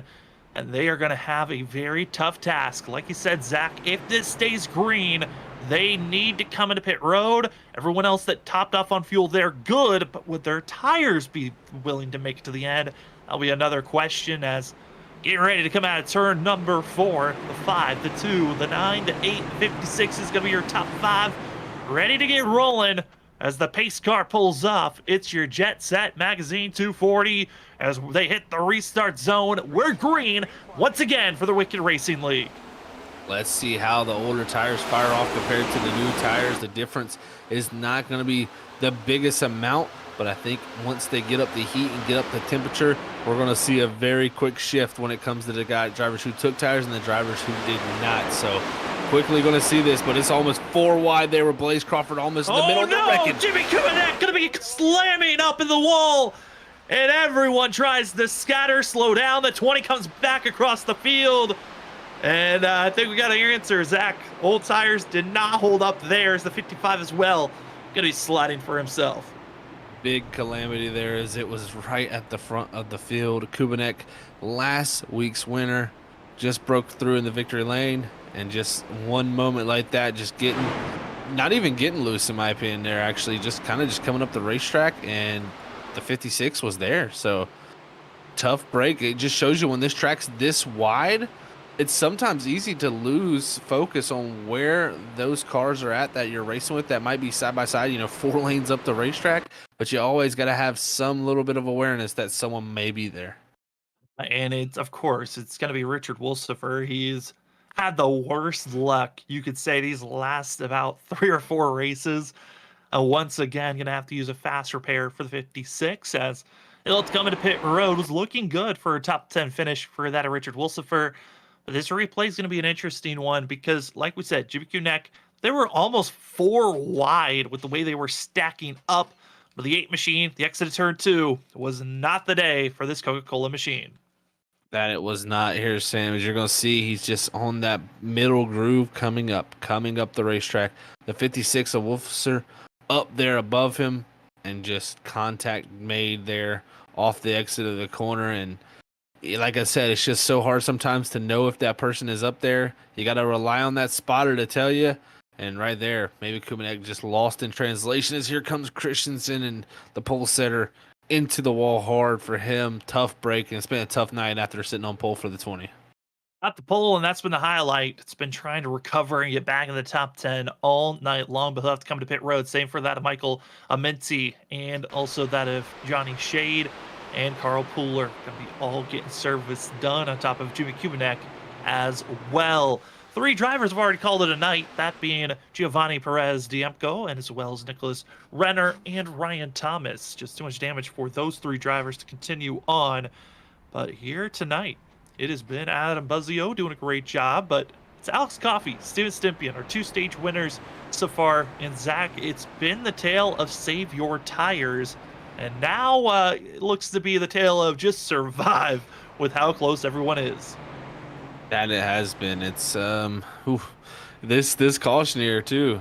This puts into perspective Buzzio, Borbell, Roberts, Bean, also Mike Thomas in the 1. They all might be able to stretch the fuel here a little bit longer. Might even be able to make it to the end of this race if it does stay green now with these 2 cautions allowing them to save some fuel. And most importantly, if they are saving the fuel, it's going to help. So it's one of those deals where we'll see if it shakes out for them, because if it does stay green, we could see a very, very close on fuel. So we'll have to watch and stay on top of that, folks. But we'll see also how the tires start to fire off too, because still it looks like Steven Stimpian, who was the first of those tires on that last restart, he's back in 11th. He's back in 11th, and now the driver with the freshest of rubber that's inside of our top 18 going to be that of Blaine Wilson. He's going to be the driver to watch out for. Everyone else that's inside of our top 7, I believe, going to be drivers with old tires. I take that back. Top 8 are on old tires compared to the 18. And we got to see one of them struggling, a lack of awareness from the 8 moving up. But could we see a similar thing happen here on this restart? We're on lap 88 of 120 here tonight. Thank you so much for everyone joining us here on Freaky Fast Broadcasting. For the drivers here at the Wicked Racing League, they get to go to Las Vegas next week to gamble their way for that of going to be the What Sports 250, a long race that they're getting set up for next week. And then they've got their all-star break. And Zach, with the way that these first 7 races, 8 if you count next week, have gone, a break is going to be necessary. It very well is going to be, man. So these drivers are going to utilize that to the best of their ability, get some time off, and use that to go back to the drawing board, because it's been a tough night for a few out there at Autoclub. And with that all-star break, they're only going to have 5 more races after that before they get themselves set up for that of playoff racing. As the pace car pulls off, the Wicked Racing League ready to get back to coverage here at Autoclub into the Geico restart zone, and we're green. Adam Buzzio, Stephen Borbell sending it down into turn number 1, but who else will be joining them here? We'll have to see here, folks, is right now down into turn number 1. All these drivers just stacking up once again, and we'll see how long does it take tires. Do the tires have the advantage? Do they have something to happen here? Because here's Blaine Wilson, the first car on those set of newer tires, ripping the top. He's got Crawford. He's also got the 7 of Coffee there, also side by side with TJ Roberts. So we'll see who utilizes those newer tires to try to get by him, or does the older tires work? Do the older tires hold out, or is the 18 just watches and kind of following a good driver to follow? That's the 7 of Alex Coffey. He's been doing a great job, but drivers making contact into the grass. It's going to be that of Gregory Shaw as well as Mike Thomas going to be making contact. They're off the racing line. Hard damage goes to that of 51. The 1 hitting the pit wall, and we will stay green somehow as there's no oncoming traffic. And Zach, the 1, he's got to be careful because there's a couple of drivers that are coming up at full speed. There's Carl Pooler, there's Gregory Shaw, and the 1 limping his way to pit road as he's trying to get up to speed. Just a tough break. I think him and Gregory Shaw just coming to blows off of turn number 4. Not sure the 51 got loose or the one got loose and went up the racetrack. It just seems like two drivers going for a similar spot on the exit and just ended up into each other. So tough break for both of those guys, but we stay green like you said, and we'll see who can go up here and have positioning, because it's getting wild about through the mid-pack. I've seen 3 wide. I've seen almost 4 wide here lately the last few laps. And also up front, we're seeing a couple of great passing actions. Cody Reed, Alex Coffey, Blaine Wilson, they are staying with one another up inside of our top 5. Seeing who's going to be in that 5th position as Adam Buzzio continues the lead. Stephen Morrell, Adam Blaze Crawford, and also Alex Coffey, they are holding off the fresh rubber as that of Cody Reed on old rubber as well. Blaine Wilson, he is the only driver in this top 6 group who's got 4 tires on that last pit stop, and he's not been able to really close in and make these passes in a dominant fashion, Zach, and that's going to be a great sign for the other drivers that already made their pit stop and just topped off like that of Cody Reed, Alex Coffey, and Blaze Crawford. It could be a very good sign. Those cooling down phases there under these multiple cautions has helped those tires come back to life possibly. But I will say after a certain amount of time, you will start to see that difference. And also, it's smart for Blaine Wilson here just not to go too hard. Just because you got fresher tires than everybody around you does not mean you need to be driving out there burning your stuff up, because you got to remember there's other drivers who have fresh tires too like you. If you go out there and try to battle these guys too hard and use your tires up to get to that lead, you could quickly be in trouble with one of those drivers farther back utilizing the tires to come back around at the end of the run. So I think great call from the 18 not to go out there and use his stuff up. They single file out into turn 1 is where they flare into multiple different grooves and lanes, trying to figure out which one is going to give you the better run off the exit. It's going to be the 25 of Cody Reed, who gets the great run trying to make the pass on Blaze Crawford. And Crawford went for the middle groove, was not as powerful as he thought. But a driver that's giving me concern, that's Adam Buzzio. He is all the way up to the wall on that of the entry of turn 3, stayed up there, and Zach, I think the 5 showing signs. He is just trying to float and flounder at this time up front. Yes, he hasn't been passed, but that is a big concern if this run continues to go on. It definitely is. When you go already up here like this, you know the tires are going to start to wear. Behind him as you're right up behind Borbell. Such close action between him and Cody Reed as Reed just went around the outside, but Borbell able to get the good enough run off the corner to stay side by side, and that's going to stack this group up a little bit more as even Blaze Crawford, Blaine Wilson, Alex Coffey, and even Steven Stimpian is starting to come into the background as he makes the pass on TJ Roberts. So just showing here that the tires are starting to warm up and everybody's starting to move around. Starting to move around, and for that of Cody Reed, he was not expecting Borbell to run as high as he was. In the last 2 laps, the 2 was down low at the white line.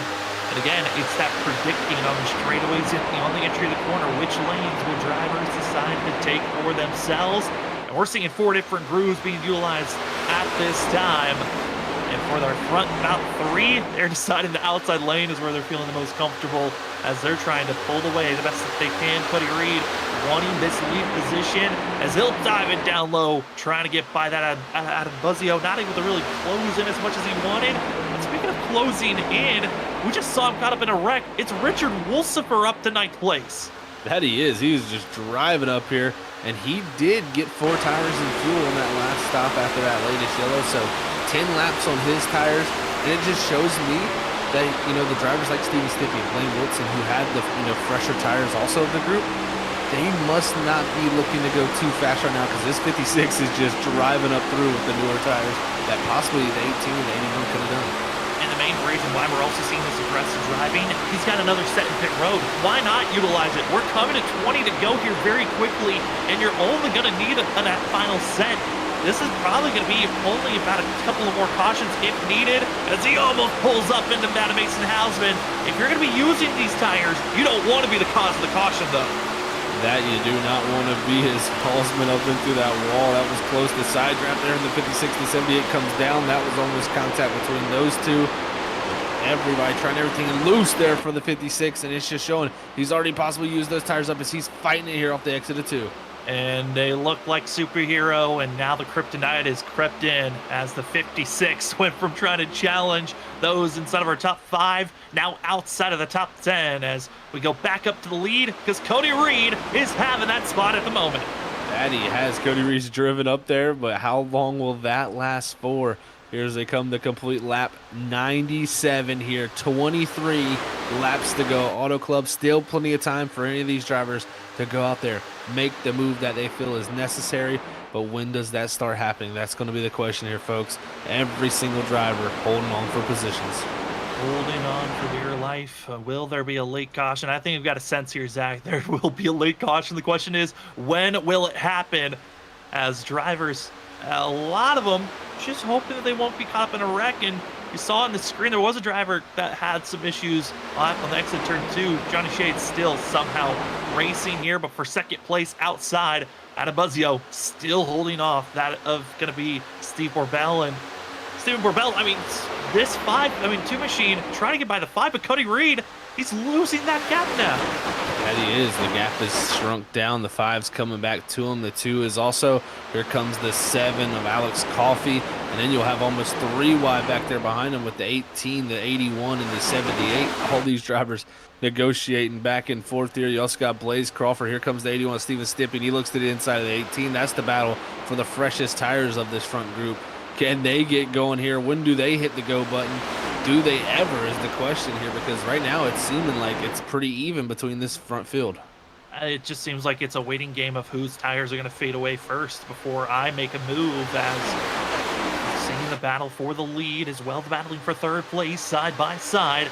Adabuzio, he's running out of ground on that outside lane, but still somehow making it work is the 5. And here comes Alex Coffey. I think he might be one of the bigger threats to watch out for on top of that with Blaine Wilson. That he very well might be. We'll have to see how that works out for this group. But right now, Wilson looks like he's hit a little bit of a different mode. He's looking to go faster. He's going to take a 3 wide through the middle, the 2 and the 5 on his outside doors. And the 18 of Wilson driving forward here is Alex Coffey, too. He's going to be looking to possibly get the lead here in the next few laps. Yeah, let him play a little bit of patty cake up front, but with 20 to go, it's time for me to step up and take my position. Alex Coffey going to be up on the outside, trying to set up an outside pass potentially here. He'll run a groove higher than that of Cody Reed. Reed going to check up in the center of the corner. Here comes the 7. Here comes the 18. They're going to be 3 wide for the lead position as they hit the backstretch. Give the advantage to the 25 as there's more draft assistance for himself, but Coffey keeps it equal into 3. That he does, and here comes diving down the 18, also the 76 of Crawford. He goes to the inside of Borbell. The 81 is Stippian's trying to follow him. This is all stacked up all the way back to the 18th position. Any driver here can make a mistake, and it could end some nights. And Knights would be hurting. If you look at this lead group, the only driver who's used the fast repair is the 78 of Mason Hausman, who's on the 4th driver on the outside, but they're wrecking behind. It's the second group. Brad Delv, Richard Wolsifer caught up in this one. That it was, and a tough break for those drivers battling back there. I think even a tougher for some of the drivers who took those 4 tires already. They're going to have to come down and take that last set here. I believe they're going to be their hand forced, and every bit of saving they did to try to utilize those tires in the last dash in the last 10 laps just was not able to utilize here now. So that's going to be a tough pill to swallow, as they would say. But we're going to get that instant replay queued up because the 56 and that 14 came to blows. Aggressive racing between the 2 drivers when they were trying to figure out an entry into turn number 1. Watch as the 56 ducks down here, gets clear, moves back up, and gonna just completely pit maneuver that of Brad Delph. And over the radio, instantly said that was my fault, and I'll take the EOL. Was that a Richard Wolsifer? Recognizing the mistake on the entry of turn 1, and Zach, I touched on it at the start of the race, that fatigue. When was it going to kick in, and how long was this going to be? We were over 100 laps, and that was just a simple mistake by the 56. Simple mistake, and again, that like you were saying right there, mental fatigue could be clicking in. This is a long race, and these drivers could very well be feeling that for sure when it comes to their brains right now. And tough ordeal there is, I think, we had a car even lose it there. I think it was Chad Bean on the caution laps there. So he got down into the apron and lost the car when it came down to the bumps, and just a tough ordeal here and pill to swallow for a lot of these drivers. Well, everyone should be heading to pit road, and for us, we're going to head to our final commercial break. When we come back, we'll set the stage. How is the final push to take the win here at Auto Club going to be for the Wicked Racing League? It's race number 7 of the regular season for the Jet Set Magazine 240. Here on Freaky Fast Broadcasting. It's been a pleasure to give the coverage on Wednesday night. Thank you so much for being with us. We'll see you on the other side.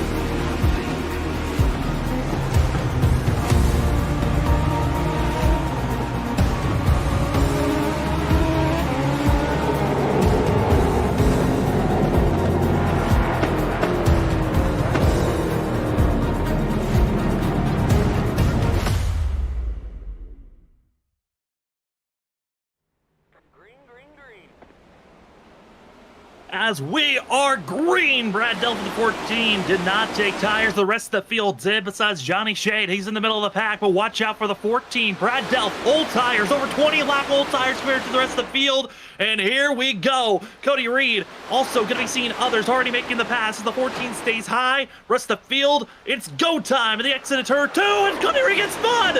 Alex Coffey, our leader's wreck. And Cody Reed pulling the same thing we seen on lap 1. Cold tires, goes around, and you got to feel for the 7. Nowhere to go for him. And right now, this is going to set up some interesting stuff. I think we're going to have Blaine Wilson leading here, and you're going to see Cody Reed still trying to hold on to that thing and get it back straight. But just a simple mistake made that has very big impacts. And Cody Reed over the radio apologizing as he got loose out of the corner. And a lot of drivers able to avoid the wreck, some not able to. And a bizarre moment late in the race, Zach. But, you know, at the same time, cold tires, this has been the way this racing has been, of just drivers getting off the exit of the corner can be crazy at times. As we look here, 25, he is going to be the catalyst of this one. That he will be. You'll see here. It's already stepping out sideways for that 25. And, I think I see what happened here is Cody Reed saw the goalpost. He saw the possibility of getting that score, getting that win here, seeing the lead here in the closing laps. And you can see he tries to fight it for so long. But the next gen car, you got to really not try to overcorrect. You got to get in it straight and not get too much right, turn back to the right too much. Because when the front tires do finally grip up, that is exactly what happens. You see him shoot straight right. Alex Coffey there just minding his own business on the outside lane, and huge incident there to end up bringing us to another caution flag here and going to set us up for another wild restart. And you see there Ryan Harrison coming right in the back bumper of the 7 of Alex Coffey. And from a quick blimp view with the way everything was going, it looked like that could have been a targeted hit, but actually the 13 was clipped. He was out of control just trying to hold on when he made contact there. That he did. That was a tough ordeal there for the 7, who again just kind of involved in that and nowhere to go and getting hit even after it. So this is going to shake up some things to where folks are going to have to come down, maybe even use a fast repair, get that car fixed up, and try to get back out there and put the last set of tires that they have available to them. So we'll see what Alex Coffey can do. I mean, so strong winning stage 1. It's going to be nearly impossible for him to win this race now with how far back he's going to be. But don't put anything out of the question, because we could have another incident just like we had before right there. A driver who maybe wants another quick yellow, Brad Delph, still not coming into pit row. The 14 old tires, who will be starting in 4th place on this restart. He was being passed quickly through that 1 and 2, and Zach, we'll see if the 14 can survive, as everyone else that decided to just stick fuel only or just 2 tires on the previous caution all came in and got 4 fresh tires and fuel set up, ready to go. As Cody Reed going to be given an EOL for causing that last caution. He'll be at the end of the line, leaving us with a total of 24 drivers on the lead lap, as Richard Wolsifer, because of that caution, gets the waiver out. He's back on the lead lap for 24 cars. I'm questioning this big time here for Brad Delph. I mean, he was involved in an incident that was before that yellow that spun him around, so those tires are destroyed. He's only pit 3 times here tonight, so that means he could have only taken 3 sets of tires. They got 4 in pit road, so he's got a set of tires sitting there. It isn't like he doesn't have any to go in and get any.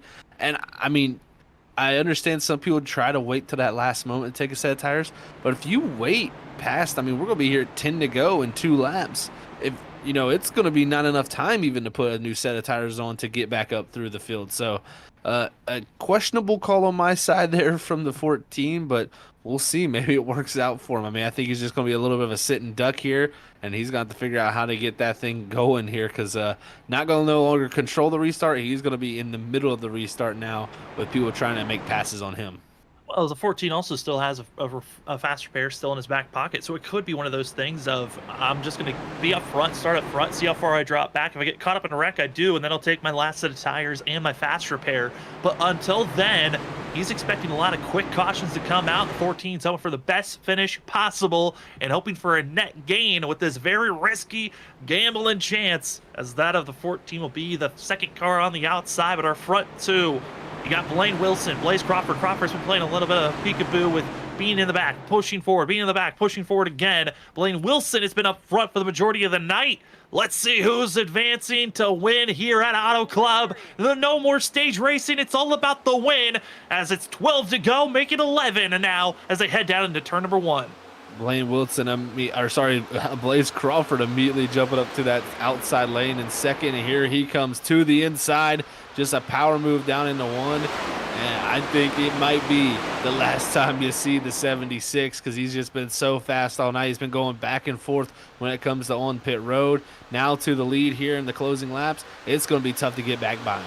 If it stays green, Crawford's race, it almost looks sealed with 11 laps to go, and it's hard to say that, but he's just that fast, and we know he's that fast with the amount of experience he has to the rest of this field.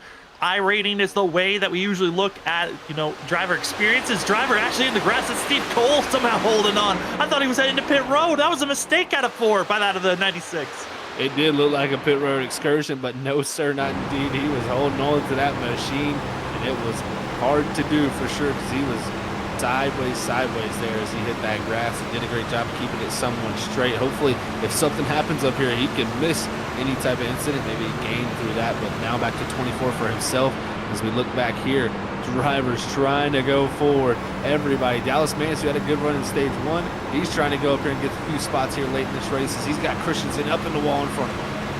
Drivers really could be bringing out a wreck in the middle of the back half of the field because of how just clustered they are with one another, as they're also trying to get by that Brad Delph, as Richard Wolfenberg going to be getting involved with pushing the 55 into the outside wall. They're going to be kind of 4 wide. There's some fast drivers in the mix here trying to go forward, and then even in front of them, they're going to be 3 wide off the exit. Any moment they can break loose, and you also got to make sure if you're making some very aggressive moves that you don't just throw away this race. And speaking about throwing away this race, we thought that Blaze Crawford was just going to pull away. Zach, he is being ran down. That Blaine Wilson is there on the back bumper. That he is, man. He's battling it up. You also got Steven Stippian battling with Adam Buzzio behind them. So you're going to have 4 drivers here battling for position here late in the race. And this draft will play a factor. It will pull that 18 back in. But I will say, also the dirty air, it seems to be helping too, because it's going to keep you from getting that loose sensation, putting that air on, or taking the air off the nose to cause that over rotation. Maybe that's what Crawford is dealing with out front. It's not over yet. It certainly is not over yet. And, you know, I was talking about that of Blaze Crawford, the iRating gap. He has got an iRating of 7,767. The next closest driver of those that he's racing around is about that of 3,000 just flat. That is over a 5,000 iRating advantage, just showing the experience level that Blaze Crawford has over everyone else. The average for most iRacing drivers is around 2K. So it just shows that Blaze has the speed. Was he playing around? But we certainly have got some contenders that want to fight back.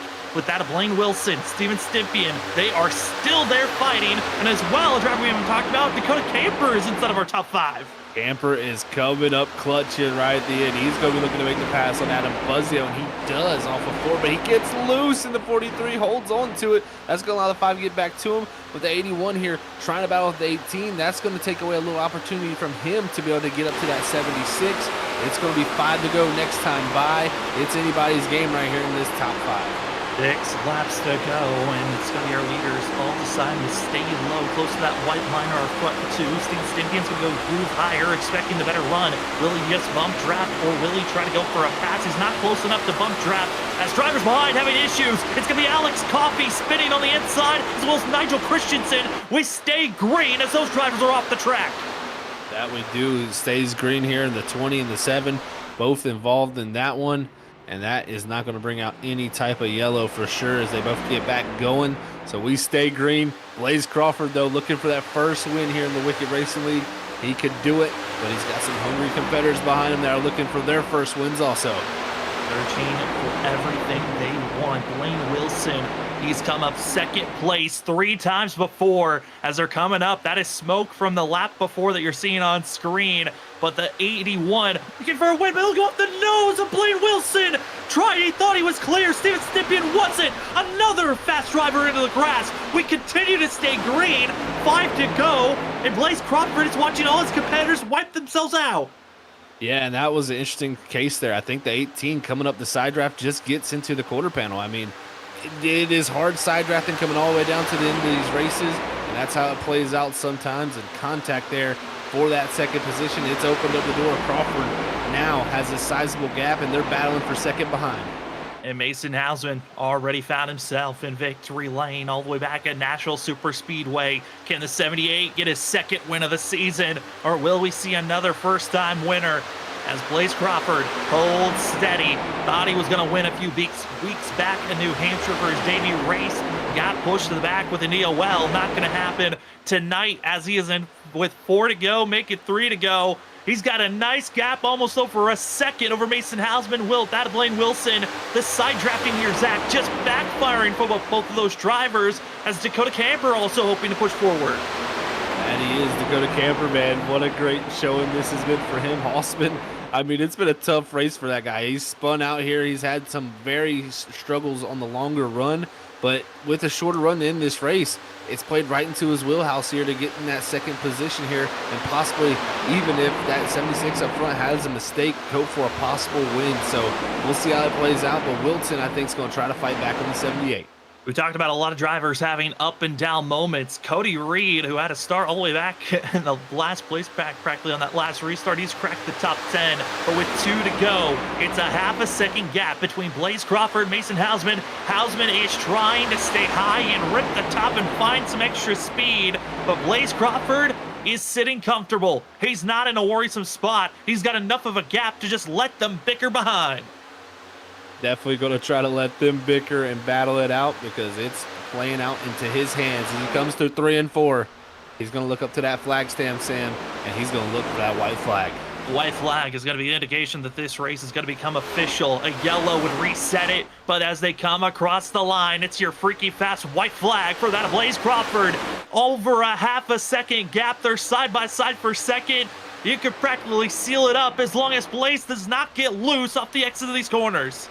And the battle for second stays very, very hot. The 18, the 78, the 43, all stacked up. Even Adam Buzzio there, Steven Borbell, a winner from Talladega earlier this season. The side drafts are coming in, but they're not going to have enough because the 76 up front, he's clear selling, but the battle for second ain't over. Well, it's the Elliott Sadler esports driver of the 76 of Blaze Crawford. Might be a semi-pro and call him a winner now of the Wicked Racing League. It's the 76 winning here tonight and becoming another first-time winner of the Wicked Racing League. Great job by him. It was back and forth all night long on pit road. You know, do it his, I guess, normal thing where he waits on pit road and gives up the positions. Even one time had an EOL, I think, for speeding. But, I mean, just through all the going back and forth, he still comes home with the victory. Comes away with the win, and we saw so many drivers that thought they had a chance and got pushed to the back, and it is going to be Blaze with the win here tonight. Blaine Wilson second. Mason Hausman going to get third place for themselves as Blaze Crawford. I mean, Zach started all the way back in last place. Didn't have the qualifying time that he wanted. Had a lot of issues. He was wicked loose through stage 1. Settled it down and just muscled his way to the front and never let go. That he did, Sam. Just a proven performance and showing the speed that we thought he would have coming in. And I mean, after our first stage where he was mired back all the way in the 20th, he figured it out there in stage 2 and went home and got the victory. And as Blaze Crawford gets to have some fun burning it down here at Auto Club, we're going to step aside. When we come back, we'll talk to our top 2 and our spotlight driver. And we'll want to figure out their thoughts at the end of this race. We'll be back in just a few moments.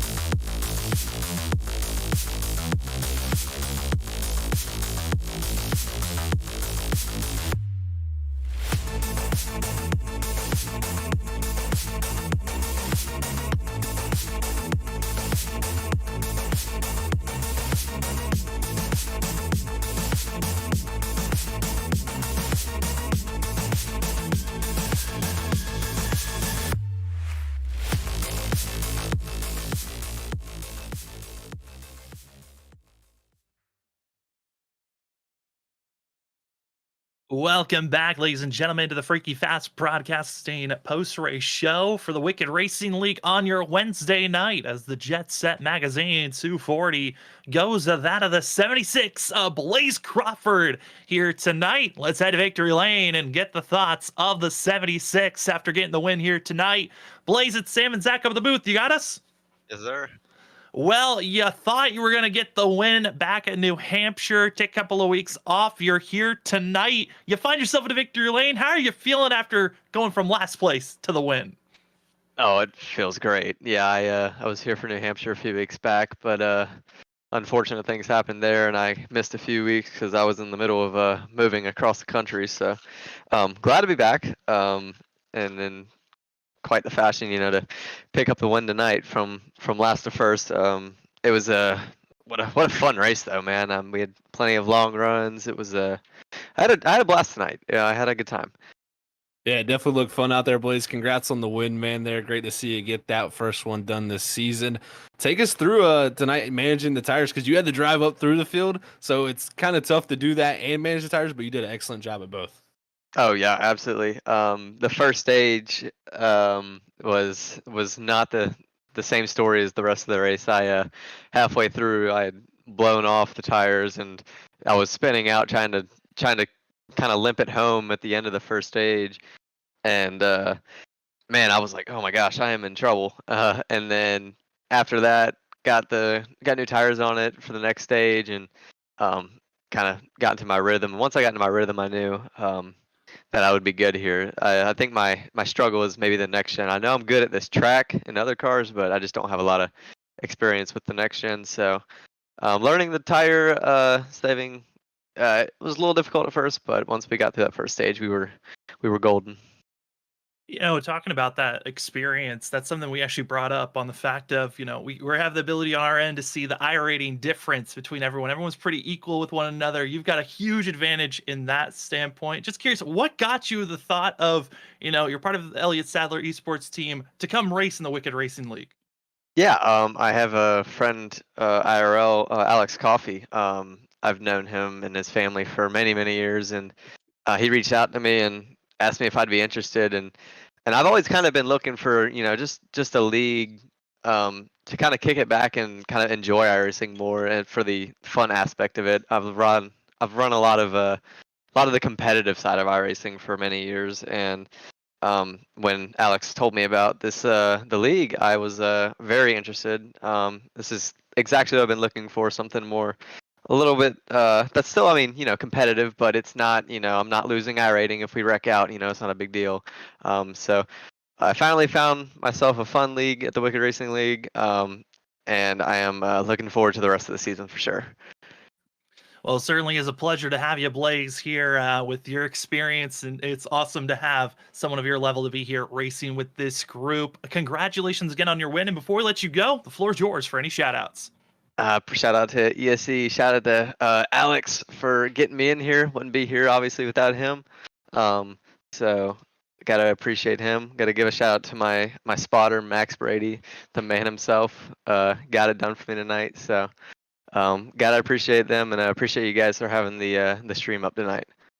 Well, that is going to be your winner here tonight, continuing the streak. 7 races, 7 different winners, and Blaze Crawford, the newest winner in the history of the ISR, of the Wicked Racing League here tonight. Congratulations on the win, Blaze, and good luck next week.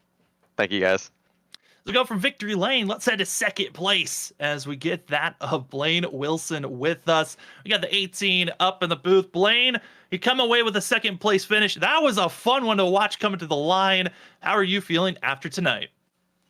Oh, feeling good. This is by far my favorite track in the entire series. So I knew coming in here we'd be strong, and it turned out well.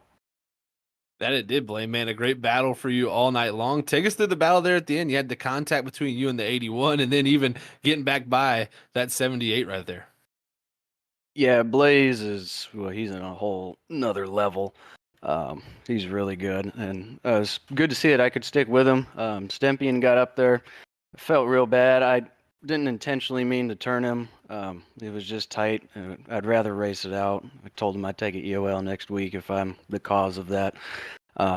But yeah, it was a lot of fun, especially coming to the end. I figured, well, if I can't win it, I'm taking second, no matter what it takes, and run them down to the grass. But it worked. That it certainly did, and that was incredible to watch, Blaze. You being up front, being the lead. How difficult was it overall tonight? It seemed like it was on top of one another at all times, but how was it for yourself in there in the cockpit? Yeah, the first two stages when I took the lead, I pulled away a little bit, and the clean air makes a huge difference. These cars in dirty air are just erratic. You really got to pay attention to it, and it's really easy to kill the left side tires too, so you'll just go sliding around all the corner. Um, but practiced a ton with that, did a lot of official races, learning how that dirty air works on these cars. But yeah, we got it down good. You certainly did. Well, Blaine, before we let you go, the floor is now yours for any shoutouts. Yeah, I wanted to thank Carter and Cade. They're out there watching tonight. Sean Hofert was in here earlier, my teammate Nigel Christensen.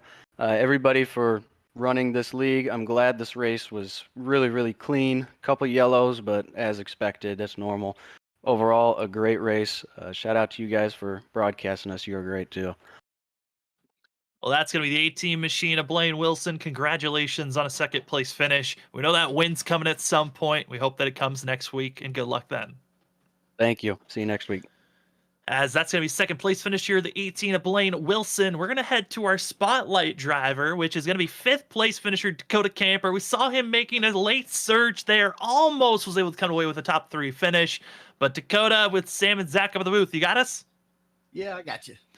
Well, you come away with a fifth place finish. This 43 has been looking great this season. I know that tonight you almost had a chance for a top 3, but how are you feeling after your performance this evening? Yeah, I feel real good. I've been this league is tough. There's a lot of talent down here, so just trying to get better every race. But this is the first race I really got a pretty decent amount of stage points. I felt good there. I think it might have been in the third stage, but drove right around the outside and took the lead. And then the caution come out, and I pitted to make sure I'd have enough to make it to the end in case it went to green. But I felt good. I felt like I could do it again. And made our way back up through there. There at the end, it was battling 2 wide in front of me, and I tried to go 3 wide in the middle, but I should have just protected and probably would have held 4th. But I guess you got to go for it. Now you do, Dakota, man. Congrats on that. Tying your best finish of the season so far with another 5th place finish after your 5th place finish at Daytona. I mean, take us through the management of the tires here tonight, because it seemed like the tires fell off very quickly and things went sideways very fast also. Yeah, they were really bad. I could tell in practice that they were going to be really bad. About 15 laps in, people was getting sideways, and I was just babying it for the first 20, 25 laps of the stage, and the stages were only 35 laps. I mean, I was really pushing it the last 10 laps, but I had a lot left. So I started 18th, and I kind of just eased my way up through there. But by the end of the first stage, I was able to drive up to 4th. I think I gained like 4 or 5 spots in those last couple of laps.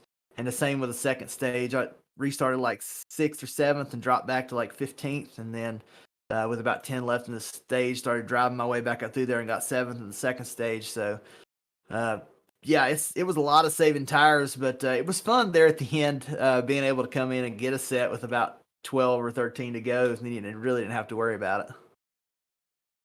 It was a pleasure for us to watch because that was fun seeing everyone ducking and diving for every spot possible. Well, Dakota, like Zach said, this is your second top 5 finish in a row. We're now going to be heading to that, moving forward to Las Vegas before our All-Star break that's coming up. How are you feeling heading into next week with Las Vegas being our next destination? Yeah, I like Las Vegas. It's not my best track, but not my worst. Any place where we can get some long green flag runs, I feel like that's where I do the best, is just saving my tires. And even fuel strategy, I usually do pretty good on fuel strategy. It depends on how that plays out with these stages. That doesn't work out on too many fuel races. But yeah, I like Las Vegas. As long as we get some long green flag runs, I think we'll do pretty good. Hopefully we'll be seeing that. Dakota, congratulations on 5th place. And before we let you go, the floor is yours for any shout outs. Yeah, I want to give a big shout out to the Gathering Place Church. The Gathering Place Church live on YouTube. If anybody's looking for a Sunday service they want to tune in, the Gathering Place Church live at 10 o'clock on YouTube and Facebook. You can find us at the Gathering Place Church. Also, Unchained Motorcycle Ministry. I live, our church, and I live right around Bristol Motor Speedway, and they do such good work around here. Feeding the homeless and making sure, like at Christmas, we took care of about 100 kids, made sure that they had Christmas. So it's great working with those people. I like to give them a shout out every race, and I'm proud to have them on my race car. And you guys for doing such a great broadcast. Look forward to going back and watching it. And yeah. Well, it was a pleasure to cover there, Dakota. Congratulations again on 5th place, and good luck next week. Absolutely. Thank you, guys. As we go from our interviews, let's take a look at the unofficial results here tonight. A wild night of drivers. Some caught up in misfortunes early on and were able to recover. Others caught up in misfortunes late and had to satisfy with a poor finish at the end. And overall, this was a wild night, but like I said, 7 different races, 7 different winners, and Blaze Crawford, the newest in the Wicked Racing League history books for the 76, getting his first win of the season in his 2nd race ever in the Wicked Racing League. Blaine Wilson, sadly to say, his 4th second-place finish in his career, still looking for that first win.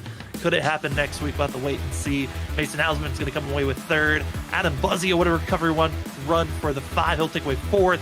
Dakota Camper takes 5th. Steve Borbell going to be taking 6th. 7th goes to Dallas Manis. TJ Roberts gets 8th. Cody Reed 9th. And 10th goes to Johnny Shade. Johnny Shade with the 10th place finish with all of his I can't call them mistakes, his misfortune. He comes away with the 10th place finish. That's a great day for the 47 machine. Great way to describe it. Misfortune indeed. It was wrong place, wrong time, every single time. To get 10th, I'm sure he'll be a smile on his face after all of that. You got to give some shouts to Gregory Shaw right at the beginning. He had a huge moment, wrecked his car. He's back up to 12th. Chad Baines in 9th right there. Also, DeRoches, Harrison, they get all a top 15. Mike Thomas in 16th. And as you go down the rest of the order, it was tough nights. Steven Stippian there involved in an incident late. Alex Coffey involved in an incident. 22nd and 23rd for both of those who won in the first 2 stages. And Nigel Christensen set on pole 24th. So tough nights after they started well for a few drivers. But they head to Las Vegas next week, man, where I think you can take a lot of what the tires did here tonight and apply that to next week. So I think a few will be learning from a few of those mistakes. Las Vegas is going to be a good race. We cannot wait for it. But man, tonight, what a wild one. Blaze Crawford finally going to get that win. He thought he was going to get it on his debut night. Instead, gets it on his 2nd run and attempt. And from last place to first, that is incredible to see. But for here at Freaky Fast Broadcasting, thank you so much for joining us, as we've got plenty of great coverage still throughout this week to give you. As tomorrow night, it's the Stars and Stripes ARCA Series. They're getting themselves prepared for some great racing action. And as well, Saturday, it's the WSSR, as that Next Gen Cup Series is getting themselves set up for that of Texas, which has been a handful. It's been a talking point. Cannot wait to see how those drivers can handle the task that's in front of them. As the looseness for Autoclub, as we've seen on Wicked, that is going to be something as well, Zach, for Saturday for those drivers to handle. That it very much will. Definitely learning a lot myself just watching these guys tonight. You're going to see what we call the comers and goers effect for sure during that Texas race. Also, it's just a little bit of a factor of this next gen car lately with the way the heat builds up in those rear tires, and once it builds up, you go along for a ride. So you better be ready for it when it does. And I'm definitely ready myself. So I can't wait to see what type of show that puts on. But great job by everybody here tonight, holding on to their machines and putting on a really good show. We had 4 wide, almost 5 wide moments throughout the field. It is a great racetrack and auto club for sure, and one that put on a great show. It certainly did. And then after WSSR on Saturday, we come right back to the start of our week on Monday night. It's the ISRC Truck Series, as well on Tuesday. It's the Full Send Racing Series in the truck, before we're right back here for that of Las Vegas. Is going to be our next destination for the Wicked Racing League, and we cannot wait for it. But for you, the audience, thank you for watching. For myself, Sam Dyer, for Zach Hall, Rod Moyer Jr., and everyone else here at Freaky Fast Broadcasting, thank you for joining us on your Wednesday coverage of the Wicked Racing League. We will be back tomorrow night. It's the Stars and Stripes ARCA Series. We cannot wait for it. We'll see you then. Have a great rest of your night, everybody.